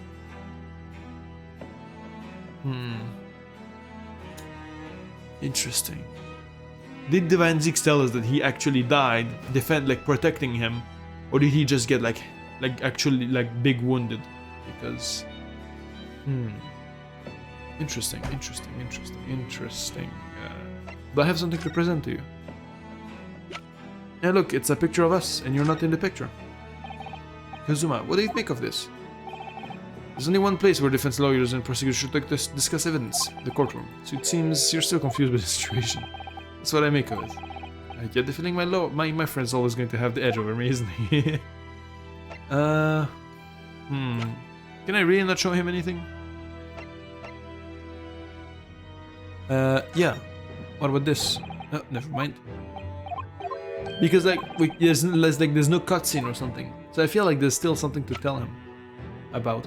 Oh yeah, look at my armband. Kazuma, this is your armband. Actually, I think it's yours now. Sorry? You're the defense lawyer. You have a talent for it. I've always known that you would. And now you've chosen to take that path in life. As your friend, I couldn't be happier for you, or more proud. Kazuma, so you keep hold of that. Besides, I'm a prosecutor now. That armband would have no meaning for me. Well, if you're sure, thank you, my friend. Hey. Okay, well now it's ours. I really like the fact that in this game, presenting your badge, I mean quote-unquote badge, it actually does like a lot of stuff. Like almost everyone has an answer for it.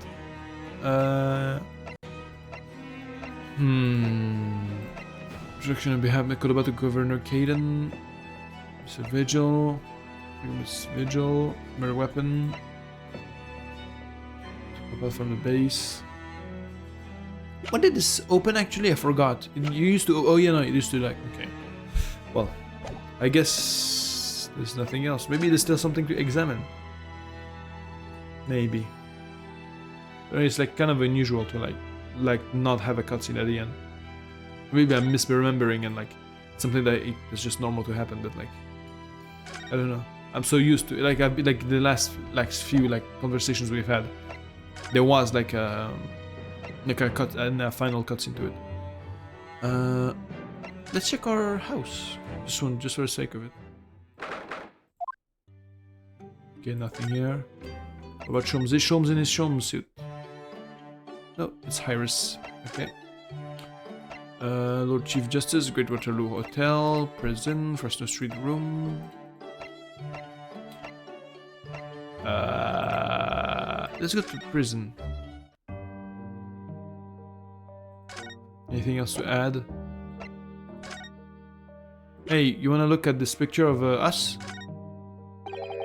What's that? Ah, it's something I was hoping to ask your opinion about, that's all. It's a serious crime for the defense to attempt to extract it from me. Bro. Yeah, we have a defense-client relationship now. Well, okay. Yeah, okay. Nothing to show him. Let's move. Let's go here. There's probably gonna be Gina. Oh, never mind. Well, maybe she is though. Wait, hold on.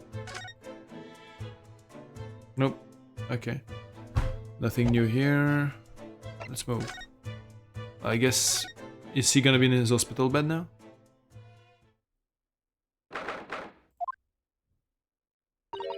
This is the ward where Mr. Vigil was brought, apparently.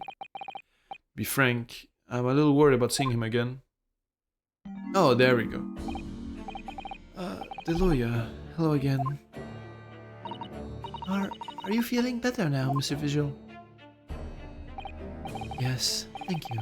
Somewhat better.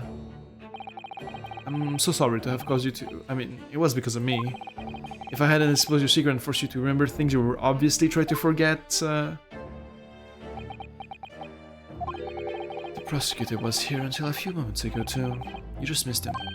Oh, Kazuma beat us to it. Okay. Said much the same as you. He was very apologetic. But the truth is, I brought all this upon myself.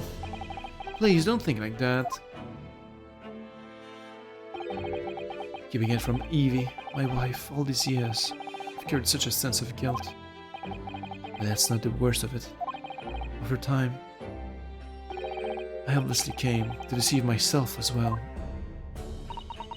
You mean about your dismissal? Looking back now, I'm beginning to think that perhaps Inspector Gregson didn't stumble across me by accident at all. I mean, he compensated me so generously for acting as his stand-in. He was clearly concerned for my well-being and doing what he could do to help. So perhaps Gregson knew exactly what had become of Mr. Vigil all along then. I'm sure this is just research for 10 years of years of lies and deception, but it wasn't me that helped the professor escape 10 years ago. It wasn't me. I swear it. I swear it's true. Oh, Sir Vigil. I'm sure you'd rather not dredge up even more from your past at this time, but if possible, could you tell us exactly... Oh, never mind. It's Renaski speaking. If possible, could you tell us exactly what really happened? I want to. I need to get all this off my chest. I want someone to tell me what I should have done. Well, I mean, I don't know. Install. Inspector Gregson was obviously engaged in a special operation of some sort. He was investigating something that even Scotland Yard couldn't know about. Thoughts of the Reaper's marks, yes. It was when he had to carry out those investigations that I would take his identification and impersonate him. He ran to be the inspector and carry out investigations on his behalf. No, never! A common street peddler couldn't possibly carry out a proper police investigation. All I would do is go to the specified location and make a little hoo-ha. Just something to leave an impression, so everyone there would think the detective called Gregson was here.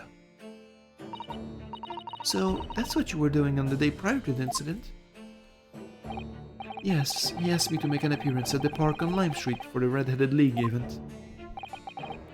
So as usual, I flashed the inspector's identification around and was very vocal about my presence. Wait, where did she come from? What? But then you were taken prisoner by those red-headed fraudsters. Yes, so you would always make a point of showing Gregson's identification and generally being loud. Generally being loud, yeah. That's what the inspector asked me to do, yes. Well, that's one way of becoming a legendary detective, I suppose? Not a good one, though. Yeah.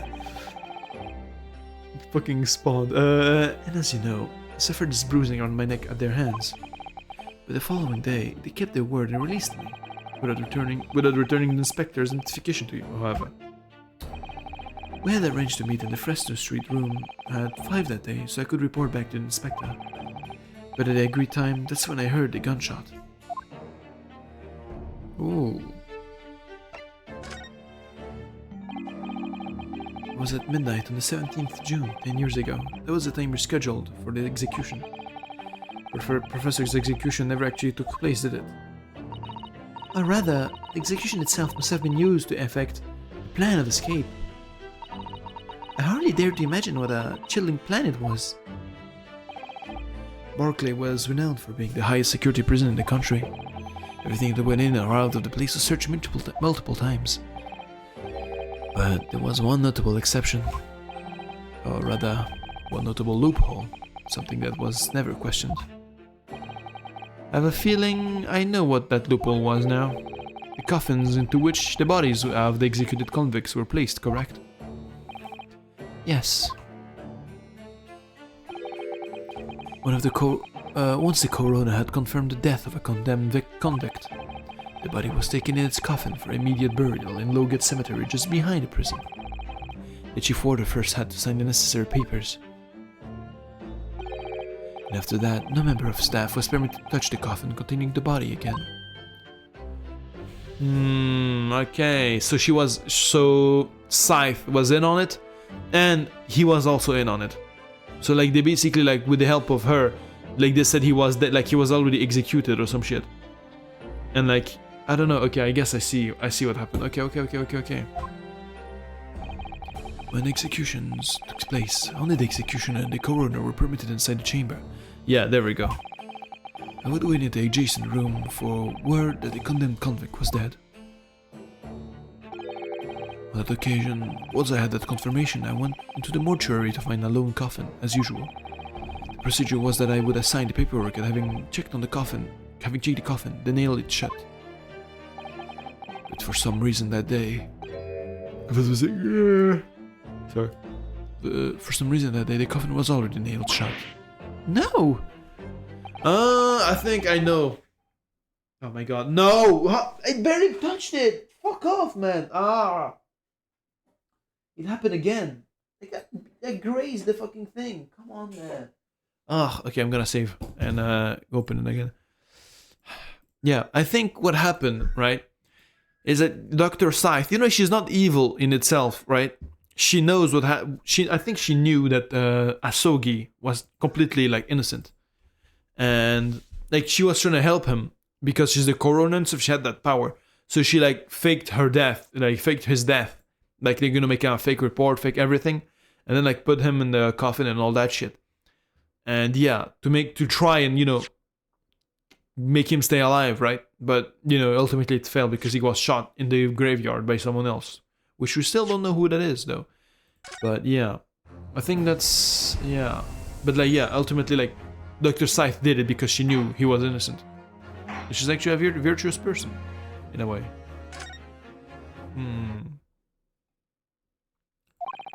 I assume that my deputy must have checked the coffin and nailed it shut before I arrived. So you mean the coffin contained? Yes, I can only imagine that Asugi, having escaped his execution somehow, was alive inside the coffin. The coffin was then taken out through the main gates and deposited in Lowgate Cemetery. Presumably, there wouldn't have been enough air inside to breathe for long.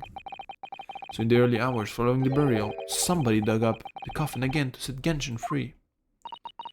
But in the end, he was fatally shot in the graveyard anyway. What on earth really happened in Lowgate Cemetery that night? I wonder. I'm afraid I don't really know. All I can say with certainty are two things.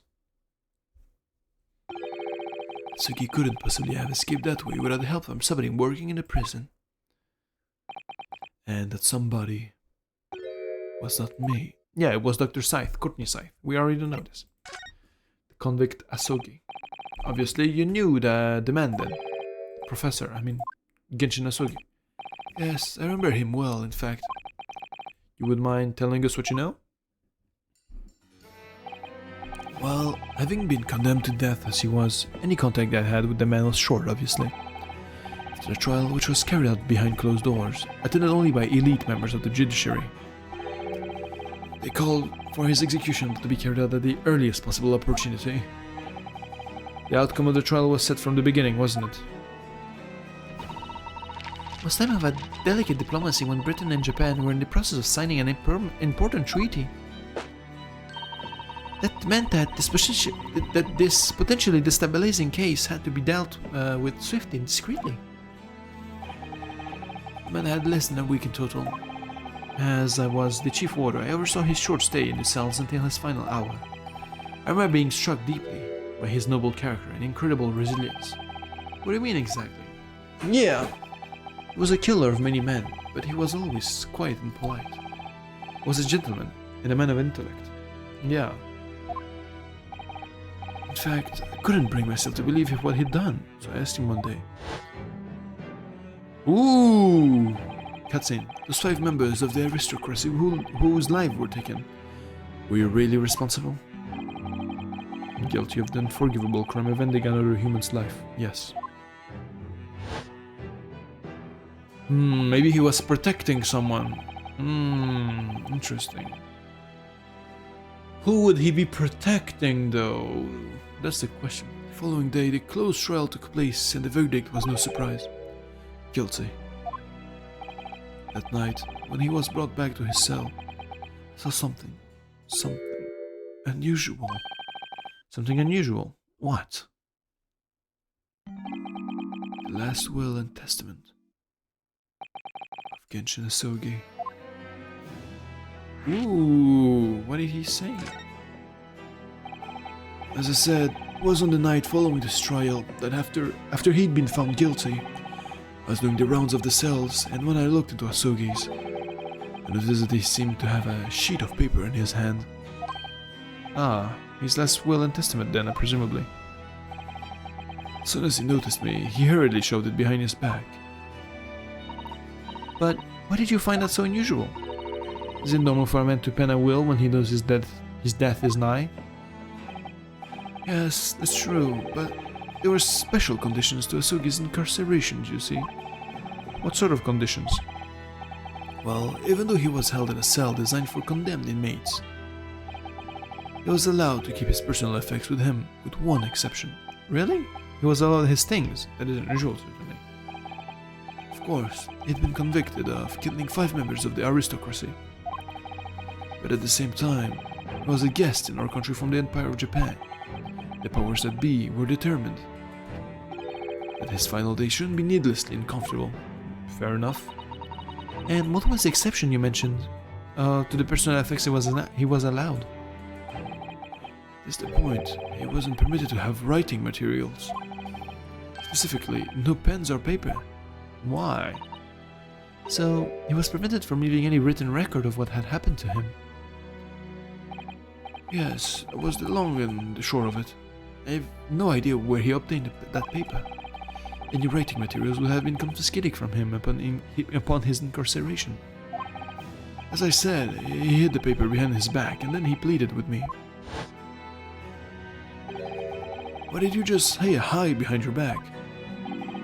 Please, turn a blind eye. This is my lifeline. But, you know it's against the rules. You're the only person who's seen. If you just agree to keep quiet. Alright then, but what's on that paper? A last will and testament. This will is the only weapon I have left now. Ooh, do you have it though? Can a will be a weapon? To prove his innocence even after death, you know? So they said to pretend I'd seen nothing, and I let him keep his will. Based on you, you know. But then later, it just seemed to vanish without trace. What? What do you mean, it vanished? It would seem that isn't the end of the story of this mysterious will. The will's disappearance, indeed. What happened? I was the only person who saw Asogi's will, but somehow it disappeared. Yeah, maybe it was just confiscated though, wasn't it? It was after Asogi's execution. Which was actually an elaborate jailbreak. The warders gathered up Asogi's possessions that were in his cell. They were all to be sent back to his family home in Japan, you see. The poor Kazuma-sama. And you're saying that it wasn't anywhere to be found among his personal effects? The will, I mean. That's right. I thought I didn't search through them myself. Though I didn't search through them myself, but Governor Kaden was livid. He was screaming, "It can't have disappeared completely!" That doesn't quite make sense though, does it? How would he know? In what way? Well, we'd understood that only Mr. Vigil was aware of the will's existence. In which case, how did the prison governor know to look for it? Yeah. Oh yes, you're right. I really don't know how he knew. But it certainly seemed as though he knew of the will's existence from the outset. Only he didn't refer to it as a will. What he said was the Asogi papers. Asogi papers. Okay. I really can't tell you anything of the subsequent events. Because, well, of what happened. Your dismissal, and the way you blocked it out all from your memory. Okay. Forgotten all this until today. I don't suppose it's relevant to the case, though. No, it probably is. But anyway, thank you very much for sharing it with us, Mr. Vigil. We are very grateful. I'm thinking Governor Kaden was aware as well. Like, Courtney Scythe, Governor Kaden, were all aware of what was actually happening. Like, you know. But he got like the short end of the stick and got blamed for like this shit and got dismissed, you know. And he had to live in poverty, like because of the actions of the others, you know, like for covering it up. But you know, he was still a good man, getting punished, like sentenced to death, which is not very fair. But it's not fair all around. I don't know. There was like there's just a big problem in the system in general, which is the thing, you know. But yeah, okay, we'll see. Okay, I'm very grateful.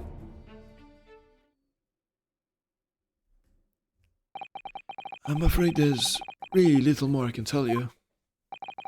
My wife Evie will be here shortly, so I do hope I don't appear rude, but...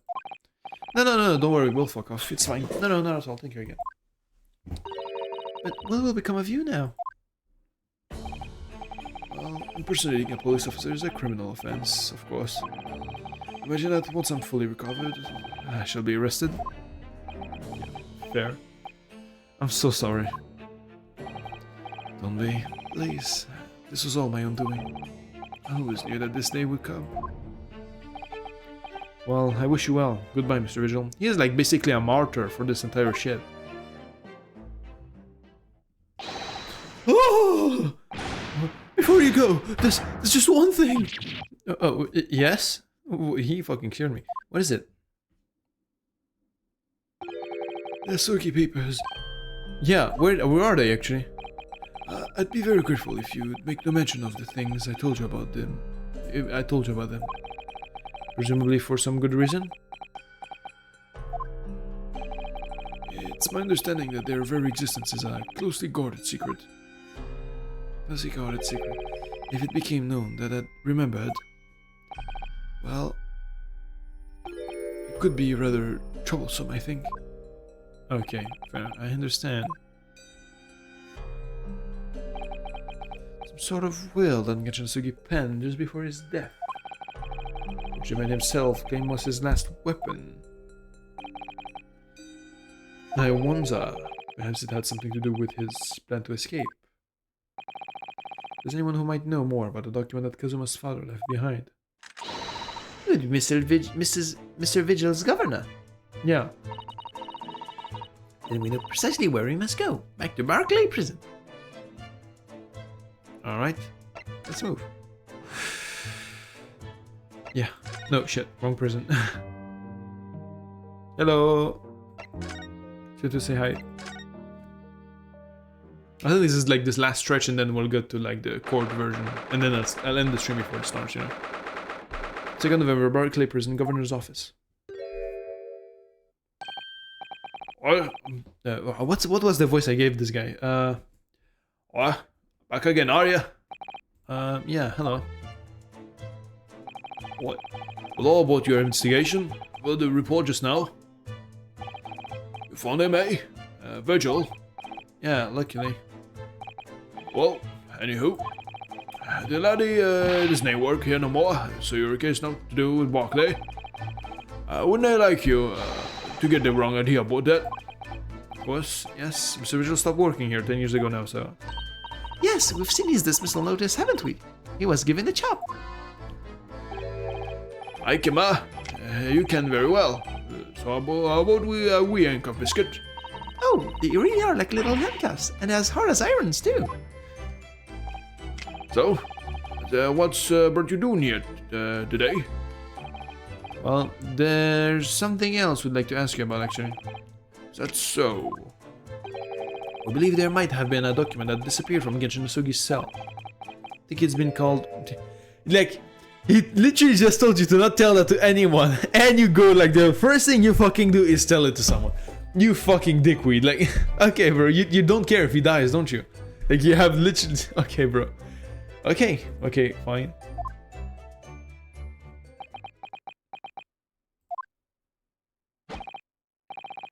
Did I not say Grixon's death is known to do with things that I might have happened at BAAACKK.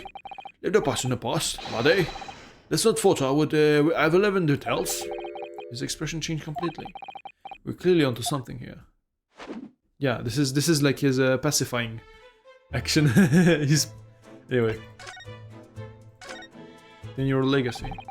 That matter was botched execution and the world miserable escape. Skype. You were BAAACKK's darkest ally. A shocking embarrassment. Okay. I'm trying to figure out his voice, but it's complicated. But because the voice conduct had a collaborator on the prison staff, you mean? Aye. For shame. The coroner will confirm the death of all man after his execution caught near scythe. My chief warder at the time, Vigil, was in charge of the whole affair. But Mr. Vigil says he didn't know anything about it. That's good, wouldn't they say otherwise, eh? More handcuffs. Oh, How could I say no? You never have too much iron in your diet.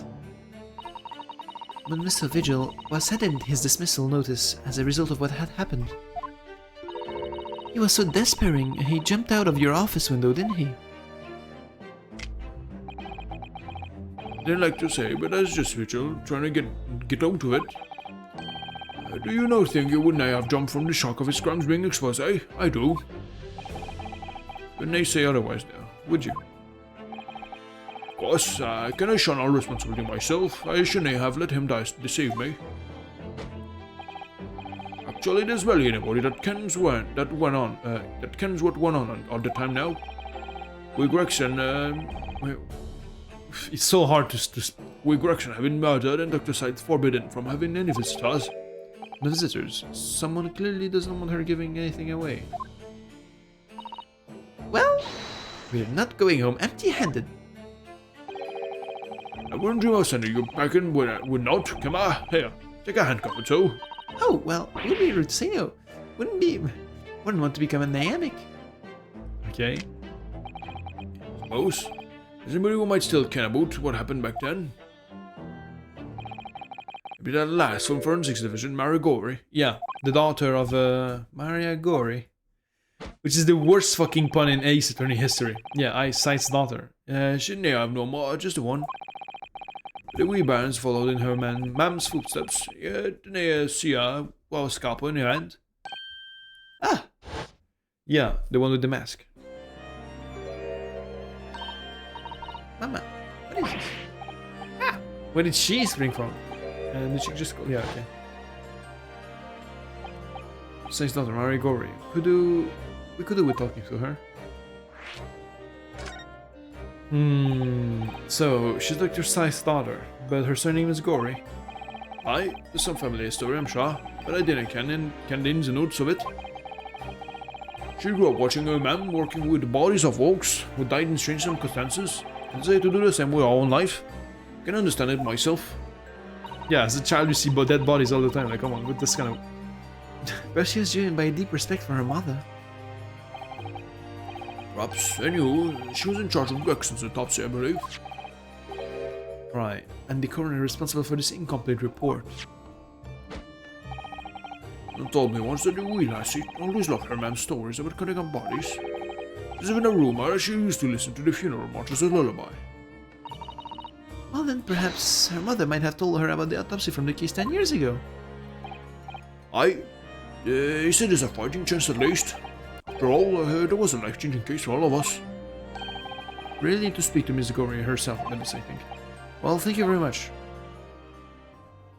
Oh, not happy about any part of this. Here's for Londoners to finally forget the whole professor business. Can you no gear up on this, laddie? Stop asking pointless questions. I'm sorry, I don't like dredging up these painful memories for everyone. Can you not just say how I knew? No? Leave me alone and didn't come back here, eh? Nope, I have more questions. I still get papers. Now, tell me. Did you come to care about that, laddie? There's not many folk here in the prison who heard of those papers. Ah, well, can't tell Mr. Vigil told me. I'm afraid our sources must remain confidential, sir. We've been led to believe the papers are actually our last will and testament, is that right? The professors, or rather, Genshin Asogi's. This is gonna be like telltale sign Aye, that's right. You're well informed, Jimmy. I think that's because we told him that we think it's a will and testament, that he knows now that it's Vigil that told us, because it was Vigil's version of things. And like him called it the Asogi papers, not a will, you know? So, you know, yeah. Well informed, Jimmy. Oh, is that the end of the silent treatment? But then after the convict's execution, it mysteriously vanished from his cell, didn't it? I was now you're for a half-cock here. You didn't now quite get your facts right. It's right here. There in the cell. Exactly where it should have been. Oh, we heard it as well? Yeah, he got it. Let me just have a wee hole around here. I'm sure you can find it. Okay, let him out. Aye, here you are. See? The last will and testament of Genshin Asugi, written with a calligraphy barrage. Was can you read a word of the Japanese squiggles? But a man it says he leaves all his worldly possessions to his son back in his own land. Yes, that's correct. That's the gist of it. So these are the Asugi papers. Aye, of course they are. Papers written by Asugi. They don't bought it. There's no mystery here, laddie. That's your lot. All this trash, all this sliced off an execution. Sent the man's possessions back to his clan in Japan, and that was the end of it. On it his will then. I think we have to make a record of this, Mr. Naruhodo, just in case. I don't think that's the real papers though. I feel like it actually went missing. But then someone planted this. You know? There's only a few Japanese people in London at that time and that place. You know? So I'm thinking our list is very narrow for who could have planted these. Because if it's his last final weapon, it wouldn't just have been like, oh yeah, give my shit to my son, lol. That's it. You know, like, it wouldn't, that's not a weapon, is it? One thing before you go your way now. One thing before you go on your way, Mr. Naruhodo. Oh, yeah? Secrets are not to do with Gregson's death. I prefer if you didn't make no mention of that outside this office, or rather. Wouldn't they just prefer it? Because it is an order from the highest levels of our government. I understand. Well, we're not gonna do that, Lamau. We're obviously gonna present this in court. Duh. Anyway. Last will and testament of Genshin Asugi. I, Genshin Asugi, hereby request that upon my death, any and all material possessions and wealth belonging to me in London be delivered to my son, Kazuma Asugi, in the Empire of Japan. It is with deep sadness that I accept my fate in this foreign land, in the knowledge that I will never see my homeland or family again, but I regret nothing about my chosen path. Sorry.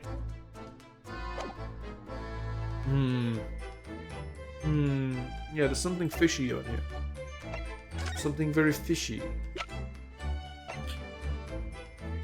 Hey, wanna look at this picture? Nope, never mind.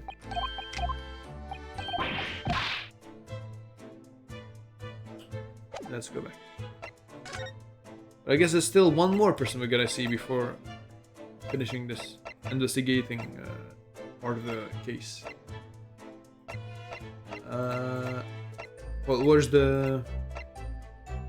Wait, we need to meet Maria Gori, but like... How do we go there? Is it through here? Can we ask him about this shit? Yeah, actually, yeah. Like, bro, what do you have a fucking, like... This grandfather clock is... It's fitted with a terrifying blade that keeps dropping down. Yes, it's got it on the guillotine of French execution device. Yeah, I know of it very well. You might have heard of it. And yes, before you ask, it can chop. Heads off, you mean? I was no carrots and parsnips and so forth. Oh. There's a large carrot at the bottom there in the morn. By evening it'll have been cut clean in two. Well, the papers have an almost indescribable edge on it then. What about all these fucking deadly weapons? An axe, a hunting rifle, and 4 pairs of handcuffs. It's what do you say? That's a damning collection. Ah, there's a story behind every one of those. You mean, before was a famous killer's wonder weapon, and the axe was wielded by an infamous executioner. And the handcuffs were once used to immobilize a fierce 4-legged beast when he was arrested. I think you're in the realms of fantasy now, Mr. Naruhodo. You're quite creative, aren't you? Those kind of stories, Jimmy. That axe was the one I used to chop down the cherry tree at my house. Scaring was nay in best place.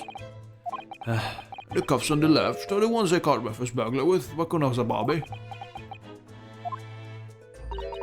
Stories were a little different to those you imagine, I think, weren't they? Yes, to my relief, and in some small way, my disappointment. What about the rifle, though? You didn't tell me about the rifle. But I think too, yeah. That's a very large cabinet full of papers, isn't it? It's labeled inmate register, look. And all the files are in alphabetical order. It's 50 years worth of records of Barclay's inmates.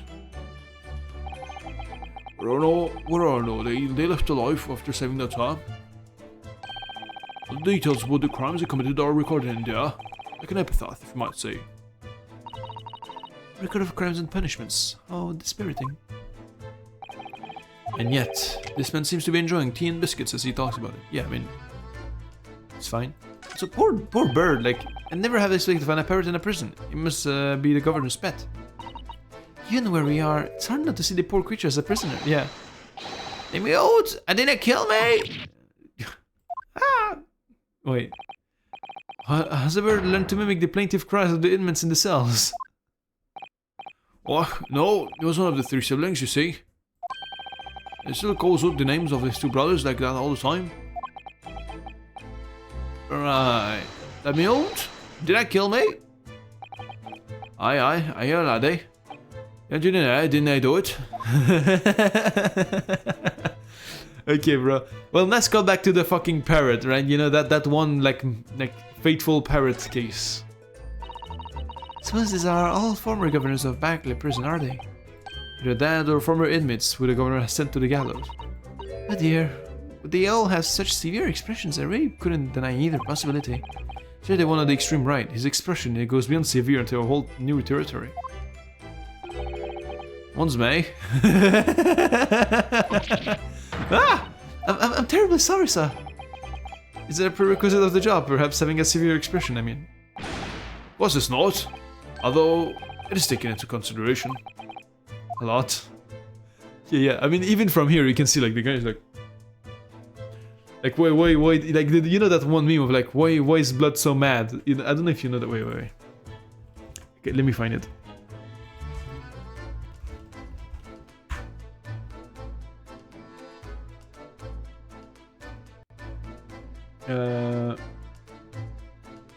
Well, shit, I don't have it. Well, never mind. But anyway, oh, okay. Anything else to inspect? What about the deer? So I love deers. The deer has been staring at me for a while now. It has. The poor thing can't fit through the small hole in the wall, but it can't get its head back out again now either. It's giving me a woefully imploring look. It's not real, Miss Naruto. It's stuff. What? I mean, yes, of course it is. For a moment, I thought it was another assassin sneaking in via the ventilator. I don't like to say, but I think perhaps you need to reread The Adventures of Sherlock Holmes. Okay. Okay. I think that's basically it for now. I don't think there's anything we can show you. What the fuck do we do? Yeah. Where's Mario Gori's office?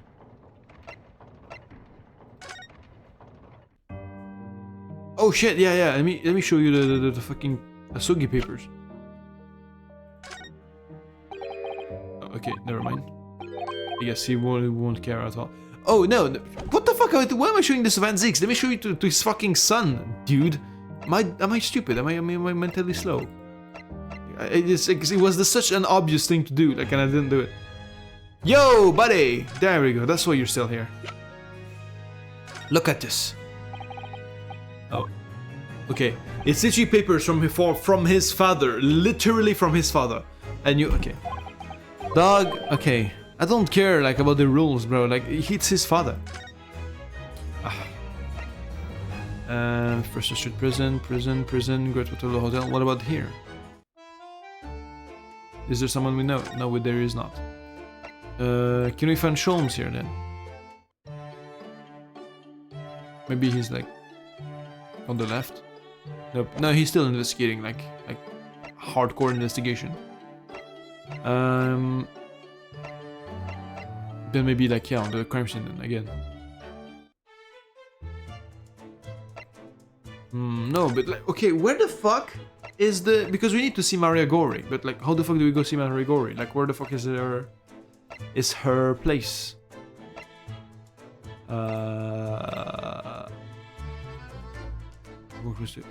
Yeah, prison, Van Zieks.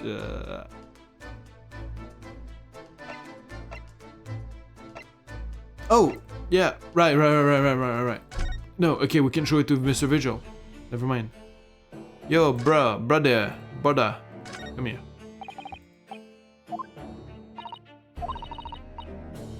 Mr. Gus was very quite masterful, wasn't it? Wait, floppy lip. Imagine none of us would have recognized him. Perhaps. Okay. Well, okay, I cannot even show him the fucking papers. Right. Let me examine. Maybe there's something to see here. No, there isn't. Okay. What about this trash can? No, nothing. Okay. What the fuck am I supposed to do?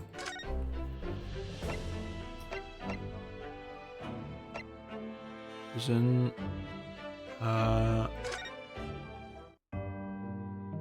Can we talk to you? Nope. Is there anything I can show you of him that is of importance or relevance, perhaps?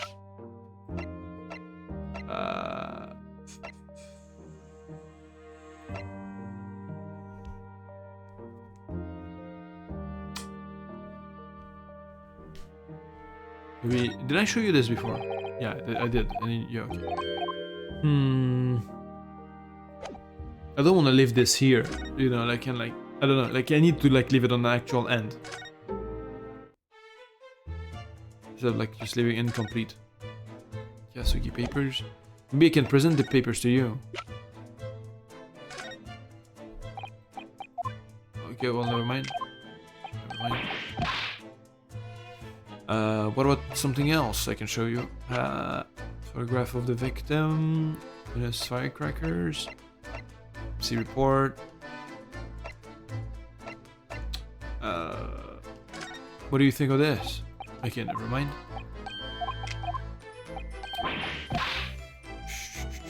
My brain is melting a little bit. I have no fucking clue what I'm supposed to do.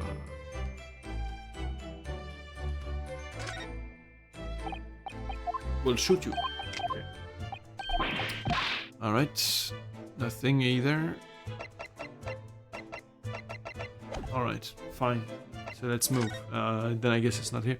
You go one by one. It's probably not gonna be here. It's not here. Let me go here. It's not here either. Good for the hotel. It was... Yeah, there's actually fuck all here.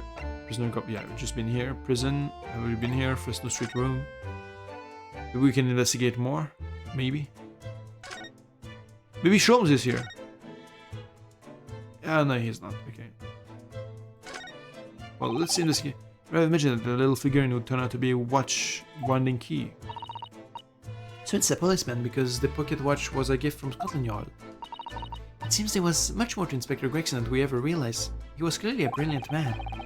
The fish and chips that threw us off. I feel as though it ruined his image. I really don't think we should blame one of Britain's staple cuisines. But think about it. Imagine if it was Mr. Sholmes. How would you feel if instead of that old briar pipe that's always in his hand, Mr. Sholmes had a bag of chips? Rather disappointed, if I'm honest. Exactly. He didn't have aura, is what you're saying. Yeah, I guess we can inspect again. Using timer, candle timer. Yeah, okay. Anything new?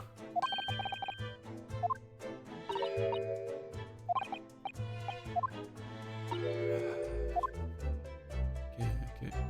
Can we pick up anything new though? Is it just the aggression here dying at home? Inspector Sync, yeah. Okay, this is flavor text.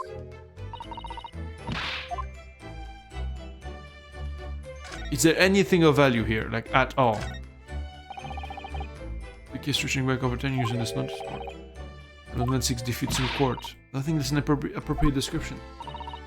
Although, when you consider everything on the board, it certainly is true that all these people had a background of dubious dealings. In the end, of course, the board itself concealed the inspector's own death. Oh my, it really doesn't bear thinking about. Interesting. Not really. Why is this chair broken? Okay, I guess we don't get to talk about that. Really? Like, nothing? Maybe the picture then as well? Photograph of Mrs. Vigil?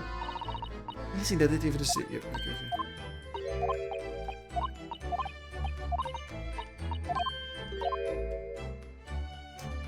Yeah, nothing. Right.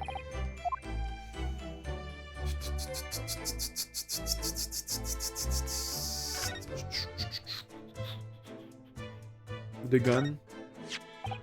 It's all over. Just who does it belong to? Well, we know it's a type issued to members of the police force and judiciary, but Gregson's own gun was found on his person. And of course, Len Van Zix was admitted to losing the firearm with which he was issued.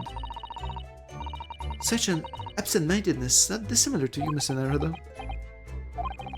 I'm starting to think the cold, hard prosecutor and I could become friends after all. Hey! Then I wish you every success. Me too. Like, is it one of these things where I have to like look at everything and then like someone will appear or some shit? Like, you know, that's what I'm thinking. Like maybe as soon as you enter the room, yeah, it's such a bright color. So yeah, okay.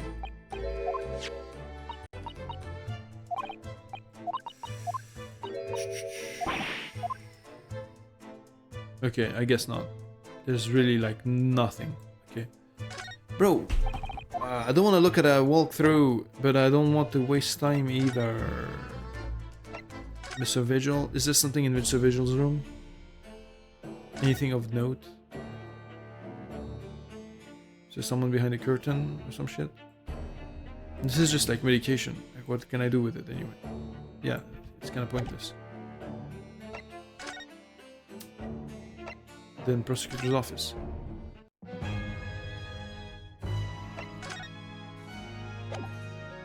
Yeah, I guess I'll have to look at the walkthrough. My bad. The what the fuck did I used to walk through? No. The Great Ace Attorney resolve. Yeah. I just like, I don't know. I'm just wasting time. Like, it's probably because something's fucking stupid too. Twisted Karma. Yeah, I mean investigation part 2. Okay. Wait. I just saw the word Shom's suit. Is there really something in Shom's suit right now? Or am I just like tweaking? Do I have to talk to you? No. Yeah, okay, no, there's nothing here. Wait, oops. Great Waterloo Hotel. Wait, okay, let me put like more here. Wait. Hold on. Okay, about the Reaper. Yeah, Great Waterloo Hotel. Commemorative photograph. Yeah. Okay. Disappearance. Yeah. Present autopsy report. Oh, bro, what the fuck? That's so niche. I need to present. Okay. So I need to go to see Kazuma. Like, was I even being told like what I'm supposed to do? Like, because apparently I need to go see him and then present the autopsy report to him, like for some fuck ass reason, which then like helps us progress. Okay, dude. Okay. Like, I don't know if that was how you're supposed to figure it out on your own, that shit, but you know, this came up in the trial, didn't it? As someone a little dubious, I mean. The fact that no time of death was recorded on Inspector Gregson's autopsy report. Yes, there were some unexpected turns in the courtroom earlier. The suggestion you came up with suddenly took everyone by surprise. The idea that the victim died the previous day at some other location is quite something. Well, considering when the pocket watch had stopped and the scorch marks on the candle, certainly a distinct possibility. The evidence and the scene both points to it. Yeah. To be honest, it bothered me too. So I paid a visit to the autopsy room earlier.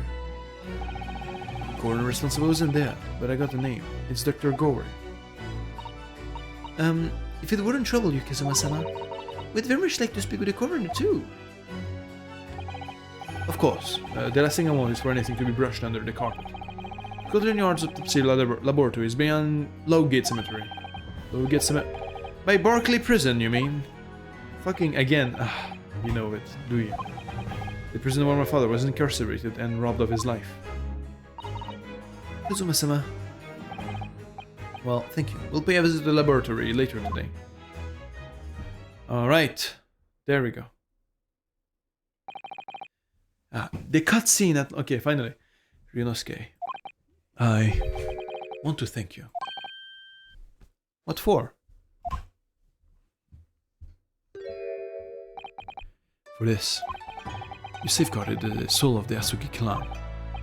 Well, it is a famous sword that's been in your family for generations. The only slight regret is that I never got the chance to draw it before I returned it to you. Kuruma is said to have been forged by a master swordsmith, during the Sengoku's warring states period. I come from a long lineage of warriors, many of whom were expert swordsmen. Well then, you're chip off the old block, I'd say. This blade, Karuma, is a symbol of the Asugi clan's honor and might. Apparently, one of my father's apprentices even took the blade's name for a surname. Really, Karuma, it does sound formidable, that's for sure. 16 years ago, when my father was a visiting student here in London, he had this sword forever at his side. Which is why it means so much to me, that I have it by my side again now too.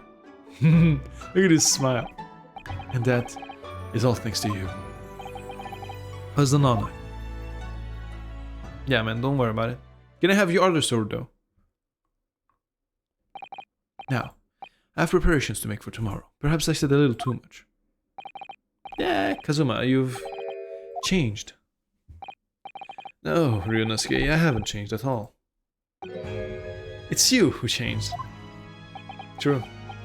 All he did was regain his memory. You had a whole ass year to make a new personality for yourself.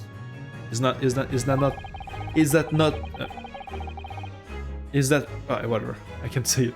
You completely understand your resentment for Lord 26, you know what happened? The fact is, those events in that case are, well, unrelated, is what you wanted to say. How can you be so sure? What do you mean? Never mind. That man is the Reaper. It's for that reason that the inspector was killed. We're to prove as much in court tomorrow, by whatever means necessary. Can't let you do that, Kazuma. Well, it's a 1v1. I know you'll do what you have to, as a lawyer, but I'm sure I don't need to tell you that I won't be taking any prisoners in the courtroom. Would expect nothing less. So tomorrow then, in the Old Bailey. Dap me up, bro. You know, like as bros, you know, like we're gonna like 1v1 in the courtroom later. You know, see you tomorrow. Aww. It's like legitimately like now it's like super alt. Like she remade everything. Like it's like actually like modern goth. Like, you know, with the plushes and shit. This place really is creepy, isn't it? No, it's cute. What do you mean? Oh, being a dead room, it's probably full of the spirits of the dissected. But actually, there's a rather pleasing scent of roses in the air. Yeah, also, where the fuck did you spawn from, bro? You always keep spawning, Iris. Well, being a dead room, the corridor probably needs a bold scent like that to mask the odor of death. Iris, do you think we could change the subject?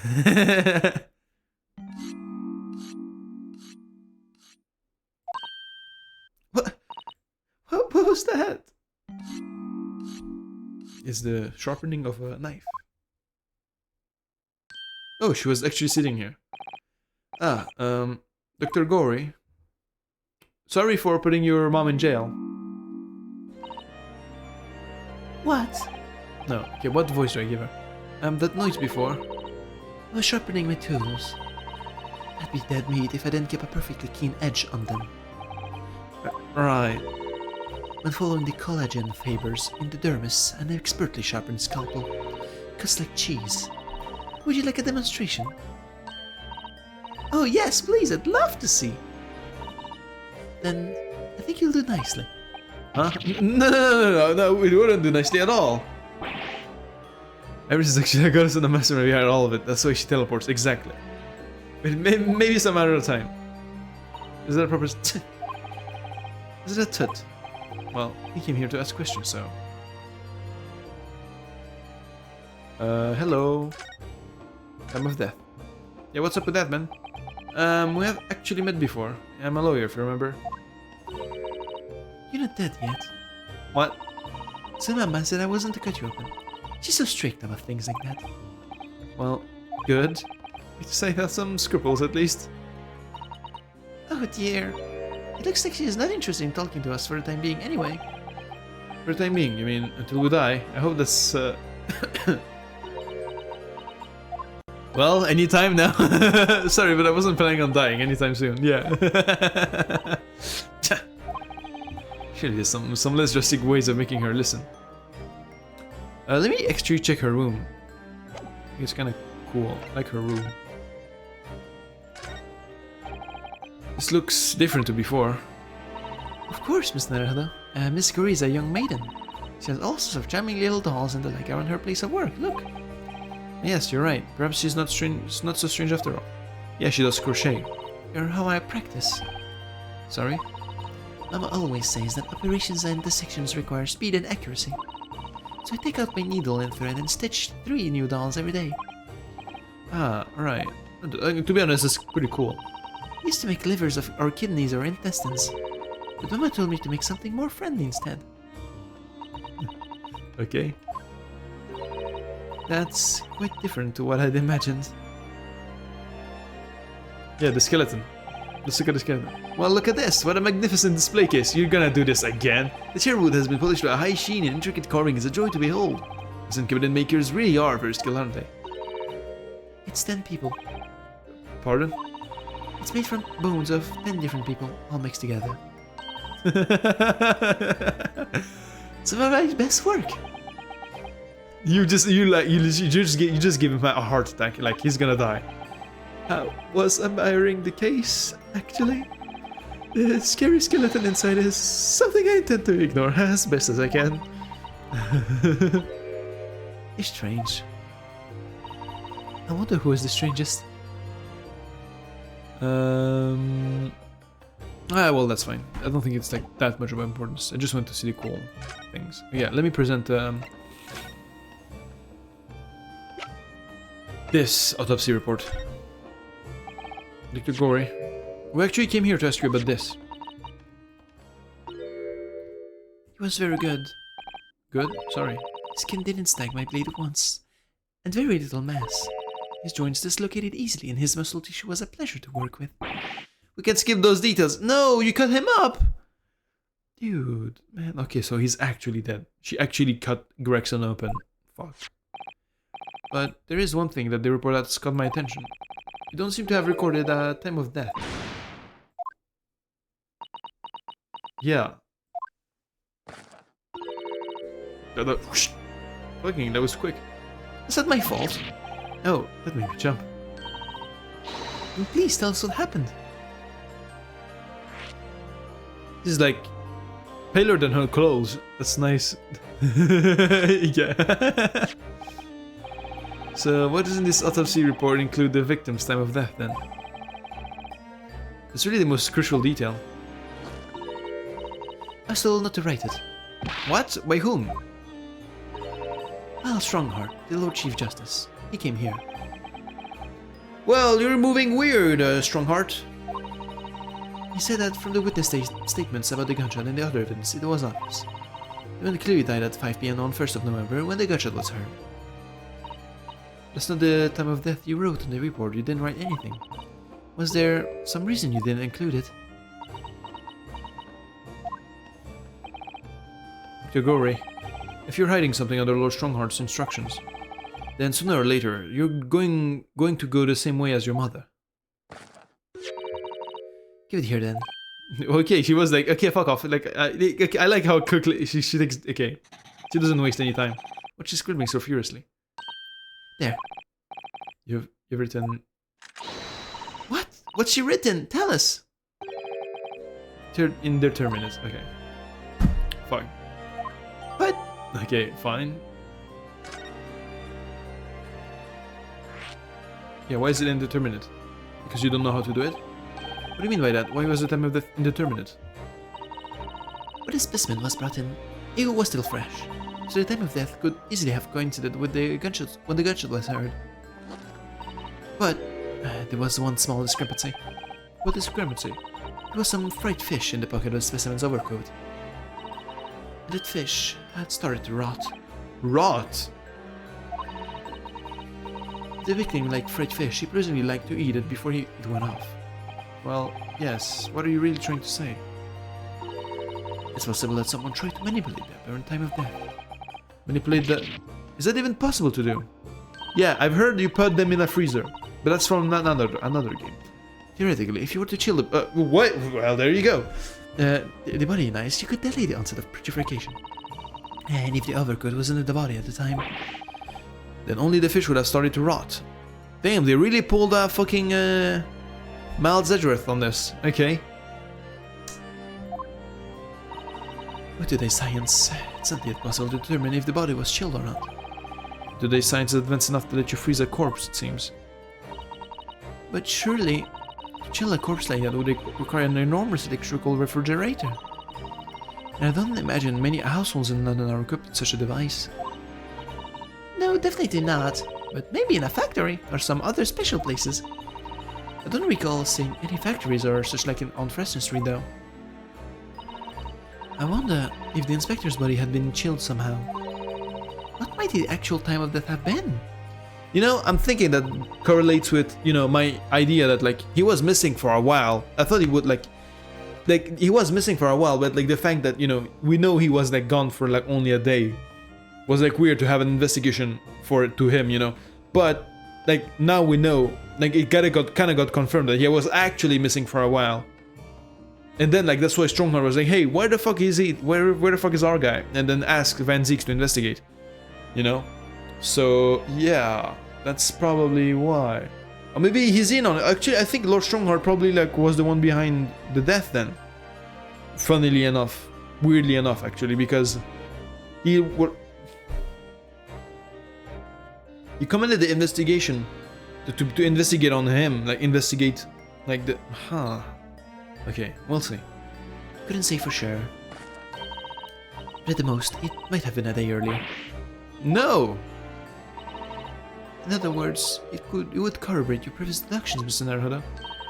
That Inspector Gregson was killed a day before his body was discovered at a different location. Did you inform Lord Strongheart of this possibility? He simply said that there were no electrical refrigerators of that size in the vicinity. Well, you can just, like, lug it around after a while, you know? Oh yes, one other thing. It's something the governor of BAAAACKK prison told us. Also. Really no fridge, huh? Is there really no fridge? Let me check for fridges.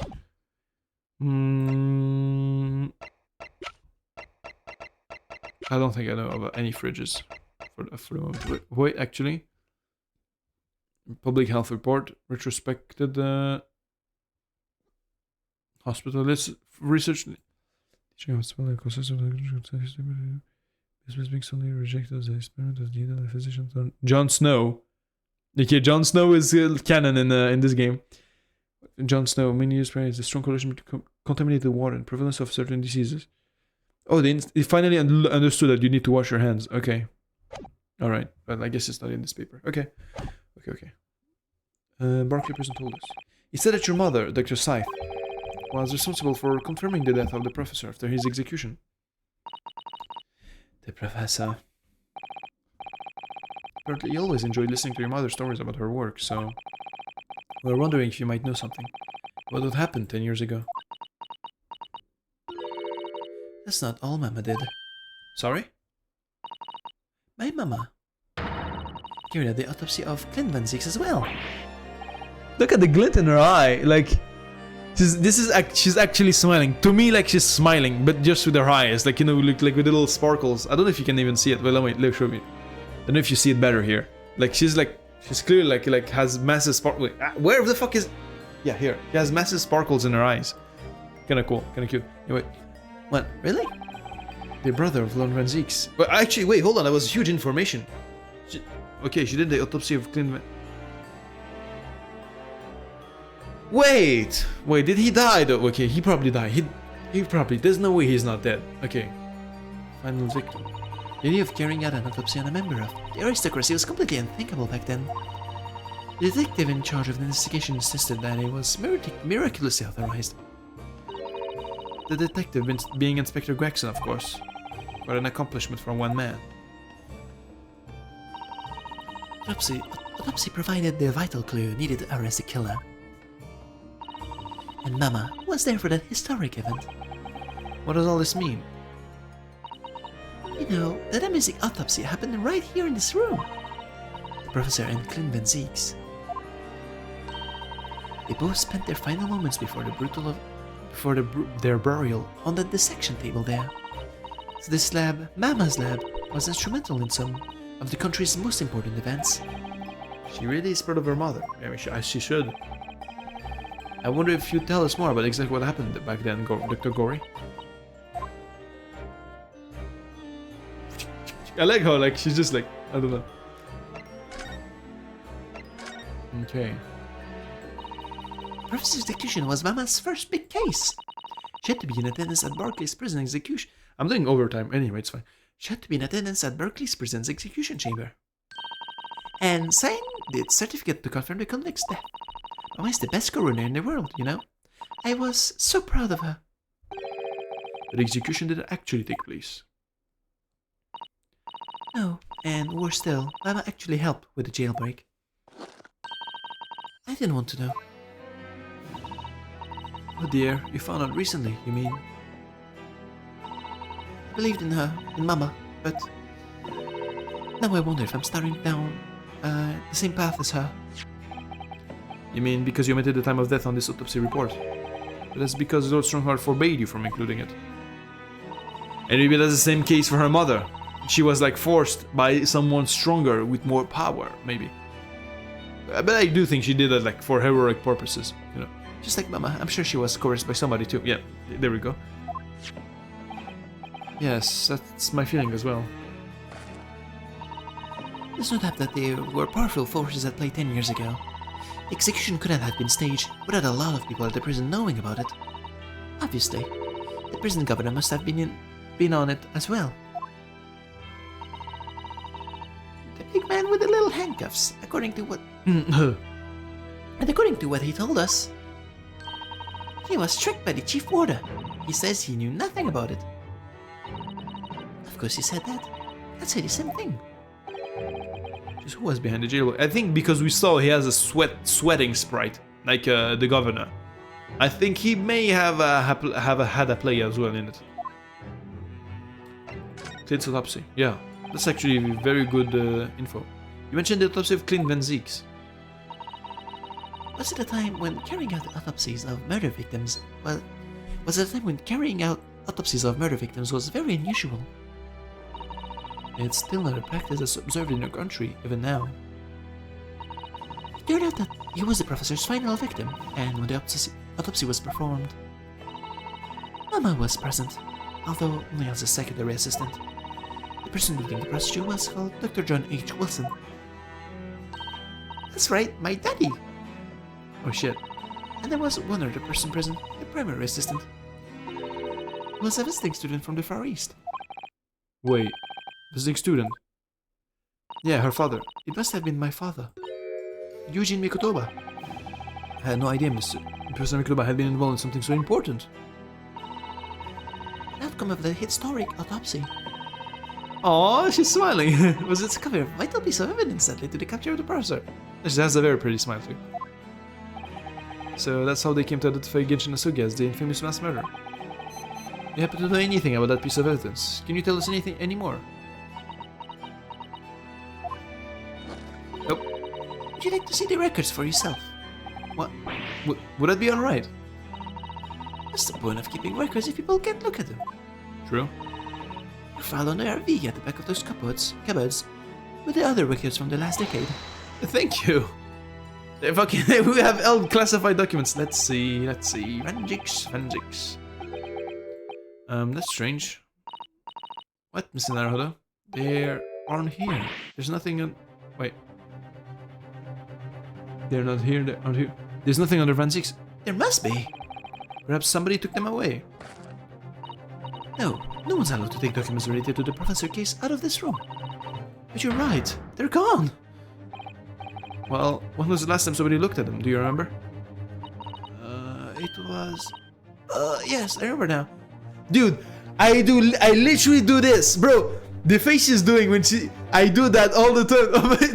Oh my god, the representation in media. But I don't know, like, I'm also like, and like, I don't know, looking, I don't know, it feels like super realistic, like, I don't know, to like,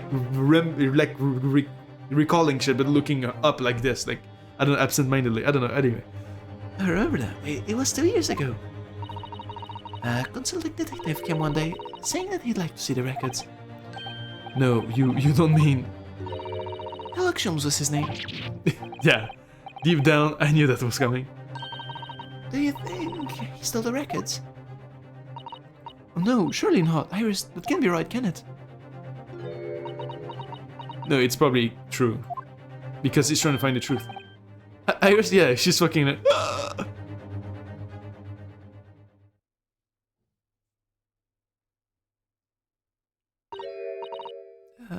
Bruno? I hope you don't mind, but... What is it, Iris? I just remember something very important I have to do. I'm going to have to leave you now. Oh, this is very sudden, Iris. Well, we'll come with you then. Oh no, there's no need. You can take your time here. Bye now then. Good luck. Yeah, you hide secrets from her. She hides secrets from you. Wait a minute, that little girl. Remember now. You've been here before, haven't you? Iris! Iris! Iris! I have even more secrets than I thought you would have, huh? Okay. Have you, Iris? Interesting. Yeah, it's 2 years ago when a detective came. You were with him, weren't you? You were a living specimen then, too. That's the way it usually works, yes. Was I really don't remember. Anyway, sorry, but I must dash. Wait, Iris. I'll brew up a pot for you when you get home. Okay. Okay, what's the matter with her? She's behaving really strangely all of a sudden. Interesting. Well, in that case, we won't keep you any longer either. It's been quite a while since I had any visitors. This was really fun. Aw. The next time you come, I promise you are ready for this section. I can't make any promises, sorry. It's a bit strange that the workers of Clean Benzix have disappeared, but I think we've asked all we came to ask now. Yeah. I really like I really like that character. I don't know. She's cool. She's very cool.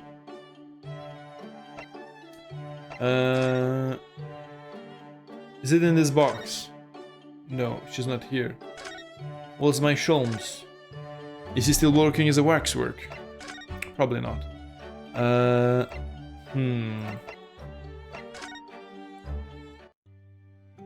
Not here.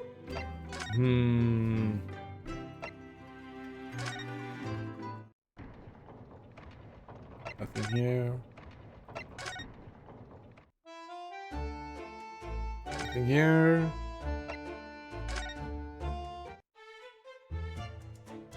Nothing here. Well, Zeke's, do you have anything?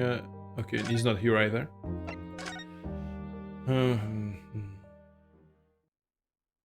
Oh, okay. Oh, wait, there's a box now. Huh. Is Herlock here? Police are still busy. Wait, this box isn't here, but Gina's nowhere to be seen. Where is she? Yes, it has been blissfully quiet, hasn't it? Perhaps she's out investigating on her own, practicing with her boss, what her boss told her. Well, except she'll be back before long. Shall we wait? Should yeah. What's this then? There's something to... Yeah. Come on. Yeah. What's this then? This little trunk wasn't here before, was it? Oh, it appears to be made of metal. It must be very heavy. I wonder to whom it belongs. Probably to Sholmes, and he's gonna pop out. There are some initials on the outside. Look, TG. Wait, no. Okay, so TG. TG for the Great Detective. I don't know. TG. It's funny because TG means shut the fuck up in French. Yeah, like just the letter, because like it's ta gueule. Ta gueule means shut the fuck up. You know. Or like just, you know, shut up, but like in a very rude way. But TG, who do we know a TG? I see T. I in my head I have Trucy playing in my head, but it's not Trucy, obviously. Yeah, G. Whatever. We've got to figure out. Let's ask one of the policemen to know. Wait, Tobias Gregson! Tobias Gregson! I'm so stupid. Tobias Gregson. Oi! What do you think you're doing? There she is. Hello. That's my trunk, that is. Hands off. Gina. Where are you heading? I don't know. You leave something unattended for a few seconds, and every Tom, Dick, and Harry's got his greedy eyes on it. Just a wild guess, Gina, but... What? Spit it out, Aldo. Is it fair to say that you've only owned that trunk since this morning's trial? What are you trying to say? Come on, this trunk goes with me everywhere, always has. Where have you been the last year? Trying not to incur your wrath, Mendy. Okay. I mean, it's clearly Gregson, so, you know, let's ask you. Man, I'm glad to talk to her again, it's been a while. Shit, you should hear them talking at the yard now? They should be ashamed of themselves. Just saying. It was the boss who killed all them bludgers. You mean the whole Reaper thing? Yeah. Apparently, the boss was investigating stuff that no one else at the yard knew nothing about. Stuff to do with all them criminals who got off scot-free. Yes, the ones prosecuted by Lord Van Zeeks who used bribery and corruption to evade conviction. Well, then obviously, was that bloomin' Reaper giving it orders, weren't it? But why would people be suspecting Inspector Gregson of being involved in the killings? Was a notebook hidden in his office. Oh no, this is so good. That details about all the crimes that have been pegged as the Reaper's work. What? No, did you see it, Gina? Did you see that notebook? They wouldn't flaming let me, because I'm just an apprentice, apparently. But it was me who found it, and he was my boss. That's right. I was pretty miffed about it, so I sneaked a peek what he said anyway. As usual. As you do. That's our Gina. Yeah, let's go. What did he say? So you managed to see what was written in Gregson's secret notebook anyway, did you? I see it. It's my right to read what he wrote. It's my right to read what he wrote. What had he written, Gina? Dates, times, places, names, and all long lists of them. All details about the bludgeons supposed to have been done in by the Reaper. But there could be an explanation for that. Yeah, he was investigating that. Perhaps it was a record of the inspector's investigations into the Reaper's activities. Exactly! That's what I said. That's the first thing you think, right? As it happens, it was full of names I recognize anyway. Well, the Reaper's targets were exclusively known leaders of London, lone leaders of London's criminal underworld. Okay. Well, yeah, but there's one name right at the end that was a bit odd. At the end of the list, you mean? I'm pretty sure the date against it was 31st October. The day before the inspector was found dead. So what was the odd name? It wasn't like a name I've seen before. It was something like, it was a Japanese name. Nah, it's no good. I can't remember it. I think it was an English name, but put it that way. Oh dear, what a pity. It was something else too. I don't know if it matters, but the same name kept coming up over and over. Shin, as it was not supposed to mean anything, but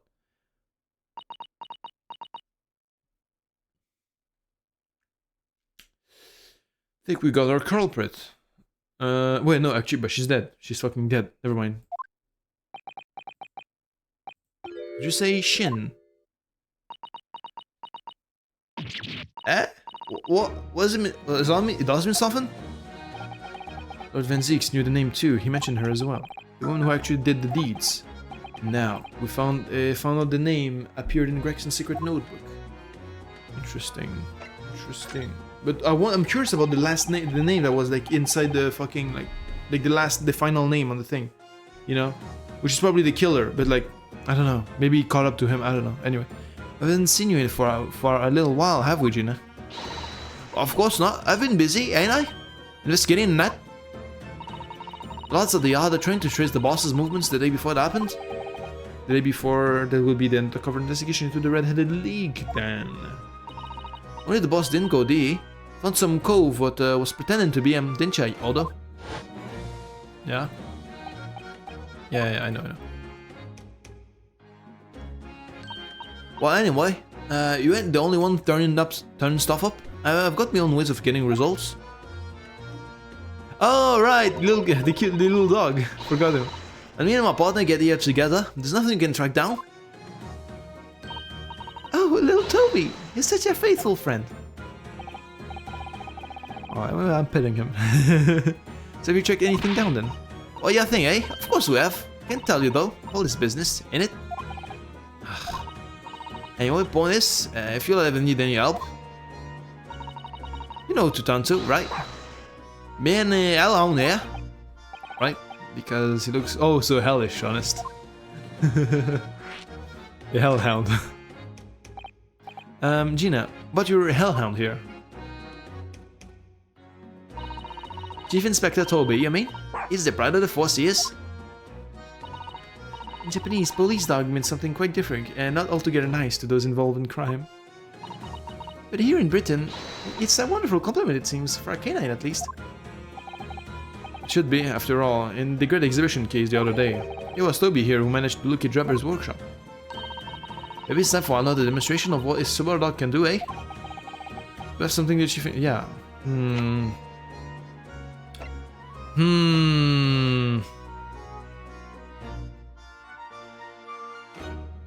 Alright, let's go for it. Honestly. If you wouldn't mind having a sniff of this.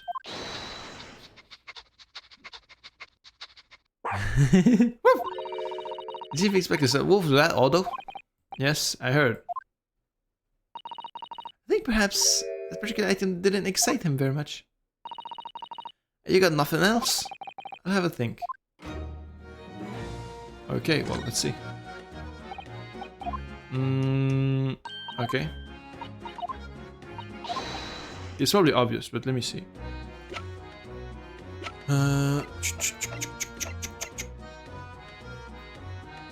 Yeah, who the fuck is the gun from?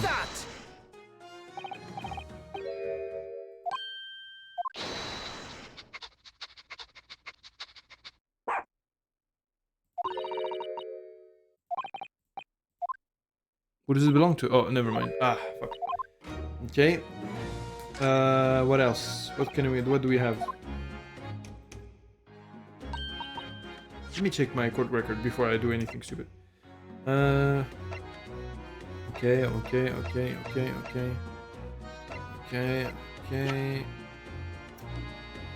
Presumably it belonged to Inspector Gregson.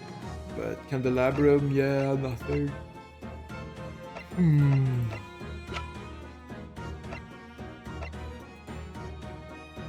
I don't know, I have fuck all, actually.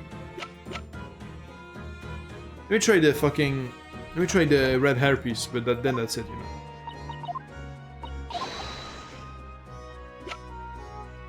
Take that!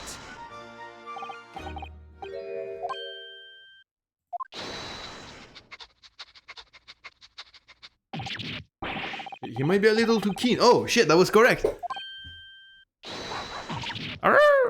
Wait, what? The Chief Inspector made short work of Gina there. Oh, look at what he's gone to. Well, oh my, the trunk clearly still has a very strong scent. Of Inspector Gregson. In other words, must have belonged to him. Oh, well. Okay, that's what we're trying to figure out. Oh, alright, it's a fair cop, I suppose. You nearly got away with it, too. Always talks so proudly of Chief Inspector Toby's nose and what he can achieve. Did it not cross your mind he might identify something that was right next to us? That was a bit of a bloomer, weren't I? That's enough now then, Gina. I think it's time you told us the truth about that trunk. Yeah, show me. Show me the trunk, bro. It wasn't like that. It just wasn't. What are you talking about? I was going through that ad of yours, but I didn't know what happened. Alright then. What did happen? Well, like I said before, we're trying to trace the boss's movements. So I let Toby here have a whiff of the boss's overcoat. And as soon as I done that, he went off like a shot. Straight to the sandwich. The sandwich? Oh, you mean a bag of... It's a Naruhodo. A bit of gem means the witness. Oh, that sandwich. Yeah, I completely forgot as well. Yeah, he had it hidden between them wooden boards of his. The boss's trunk. Interesting. You mean when they heard the sound like a gunshot and all piled in here? Exactly. He nabbed it from the scene. Goodness. Me and the Chief Inspector gave that sandwich a good grilling, and you know what he said? I thought I might fetch a good price and the chap wouldn't be needing it anymore, so... But that is all I did, nothing more. What you and I mean, even the chicks of it, eh? Standing the dead boss's stuffs off the flog? So Miss Venus wasn't the only one to meddle with the scene of the crime then? How could they? Anyway, that's how it happened. And it's a pretty decent trunk, so I figured I might as well make use of it. There's something wrong with that, eh? Well, what's in it, though? That's what we want to know. Maybe you and Mr. Sanders should try to find the answer to that question together. I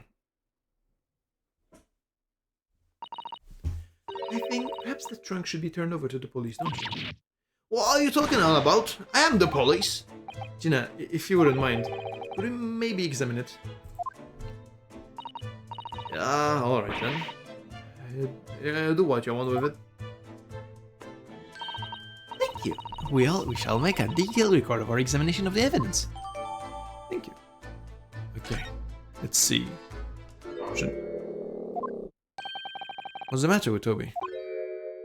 He's like aggressively towards me all of a sudden because of something I'm carrying. So naturally, be careful. It must be the trunk.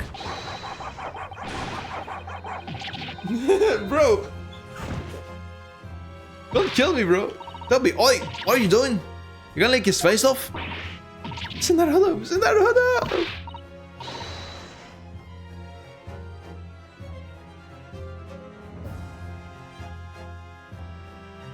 I'm getting flashbacks to someone that used to kill with a dog.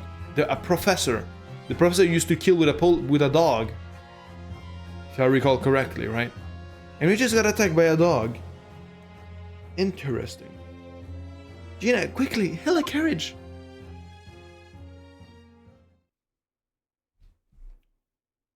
2nd November. Horus Legal Consultancy.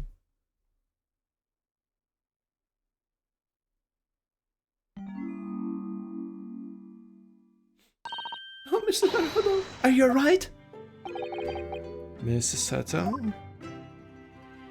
Hey, here you are. Ah, conscious again at last. A blessed relief, my dear fellow. Well, to drop dead after a moderate leaking by a small terrier. Most unseemly. What is or isn't seemly is irrelevant here, Mr. Scholes.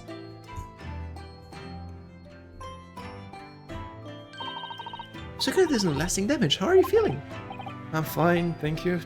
Did you bring me back here? Ah, what's this on my head? A bandage. So we had no ice. So that's a compress of sugar water. Sugar water? No, Mr. Naruto, it's a first aid treatment that my father taught me. Oh, thank you. So, let us take tea when you're feeling up to it. But of course, no sugar in the patient's cup. Ugh, the bump on my head is throbbing sweetly enough, don't worry. Whenever you feel ready, then. How long is this investigation gonna go on? I think I'm getting scammed. Okay, I'm gonna stop here then. Because I feel like there's still gonna be a lot that's gonna happen before we get to anywhere. But yeah, we're gonna pause here, and tomorrow we do Hollow Knight. You know what I'm gonna do with the Hollow Knight shit, right? What I'm planning to do with this Hollow Knight Let's Play, I'm gonna try... Apparently it's a hard video game. Apparently that game is very hard to beat, right? Okay, actually, let me just say goodbye, like, subscribe and stuff, but yeah, see you in the next episode and stuff, and see you tomorrow and stuff, in the stream and shit. But yeah, I'm gonna stop the recording now. Bye!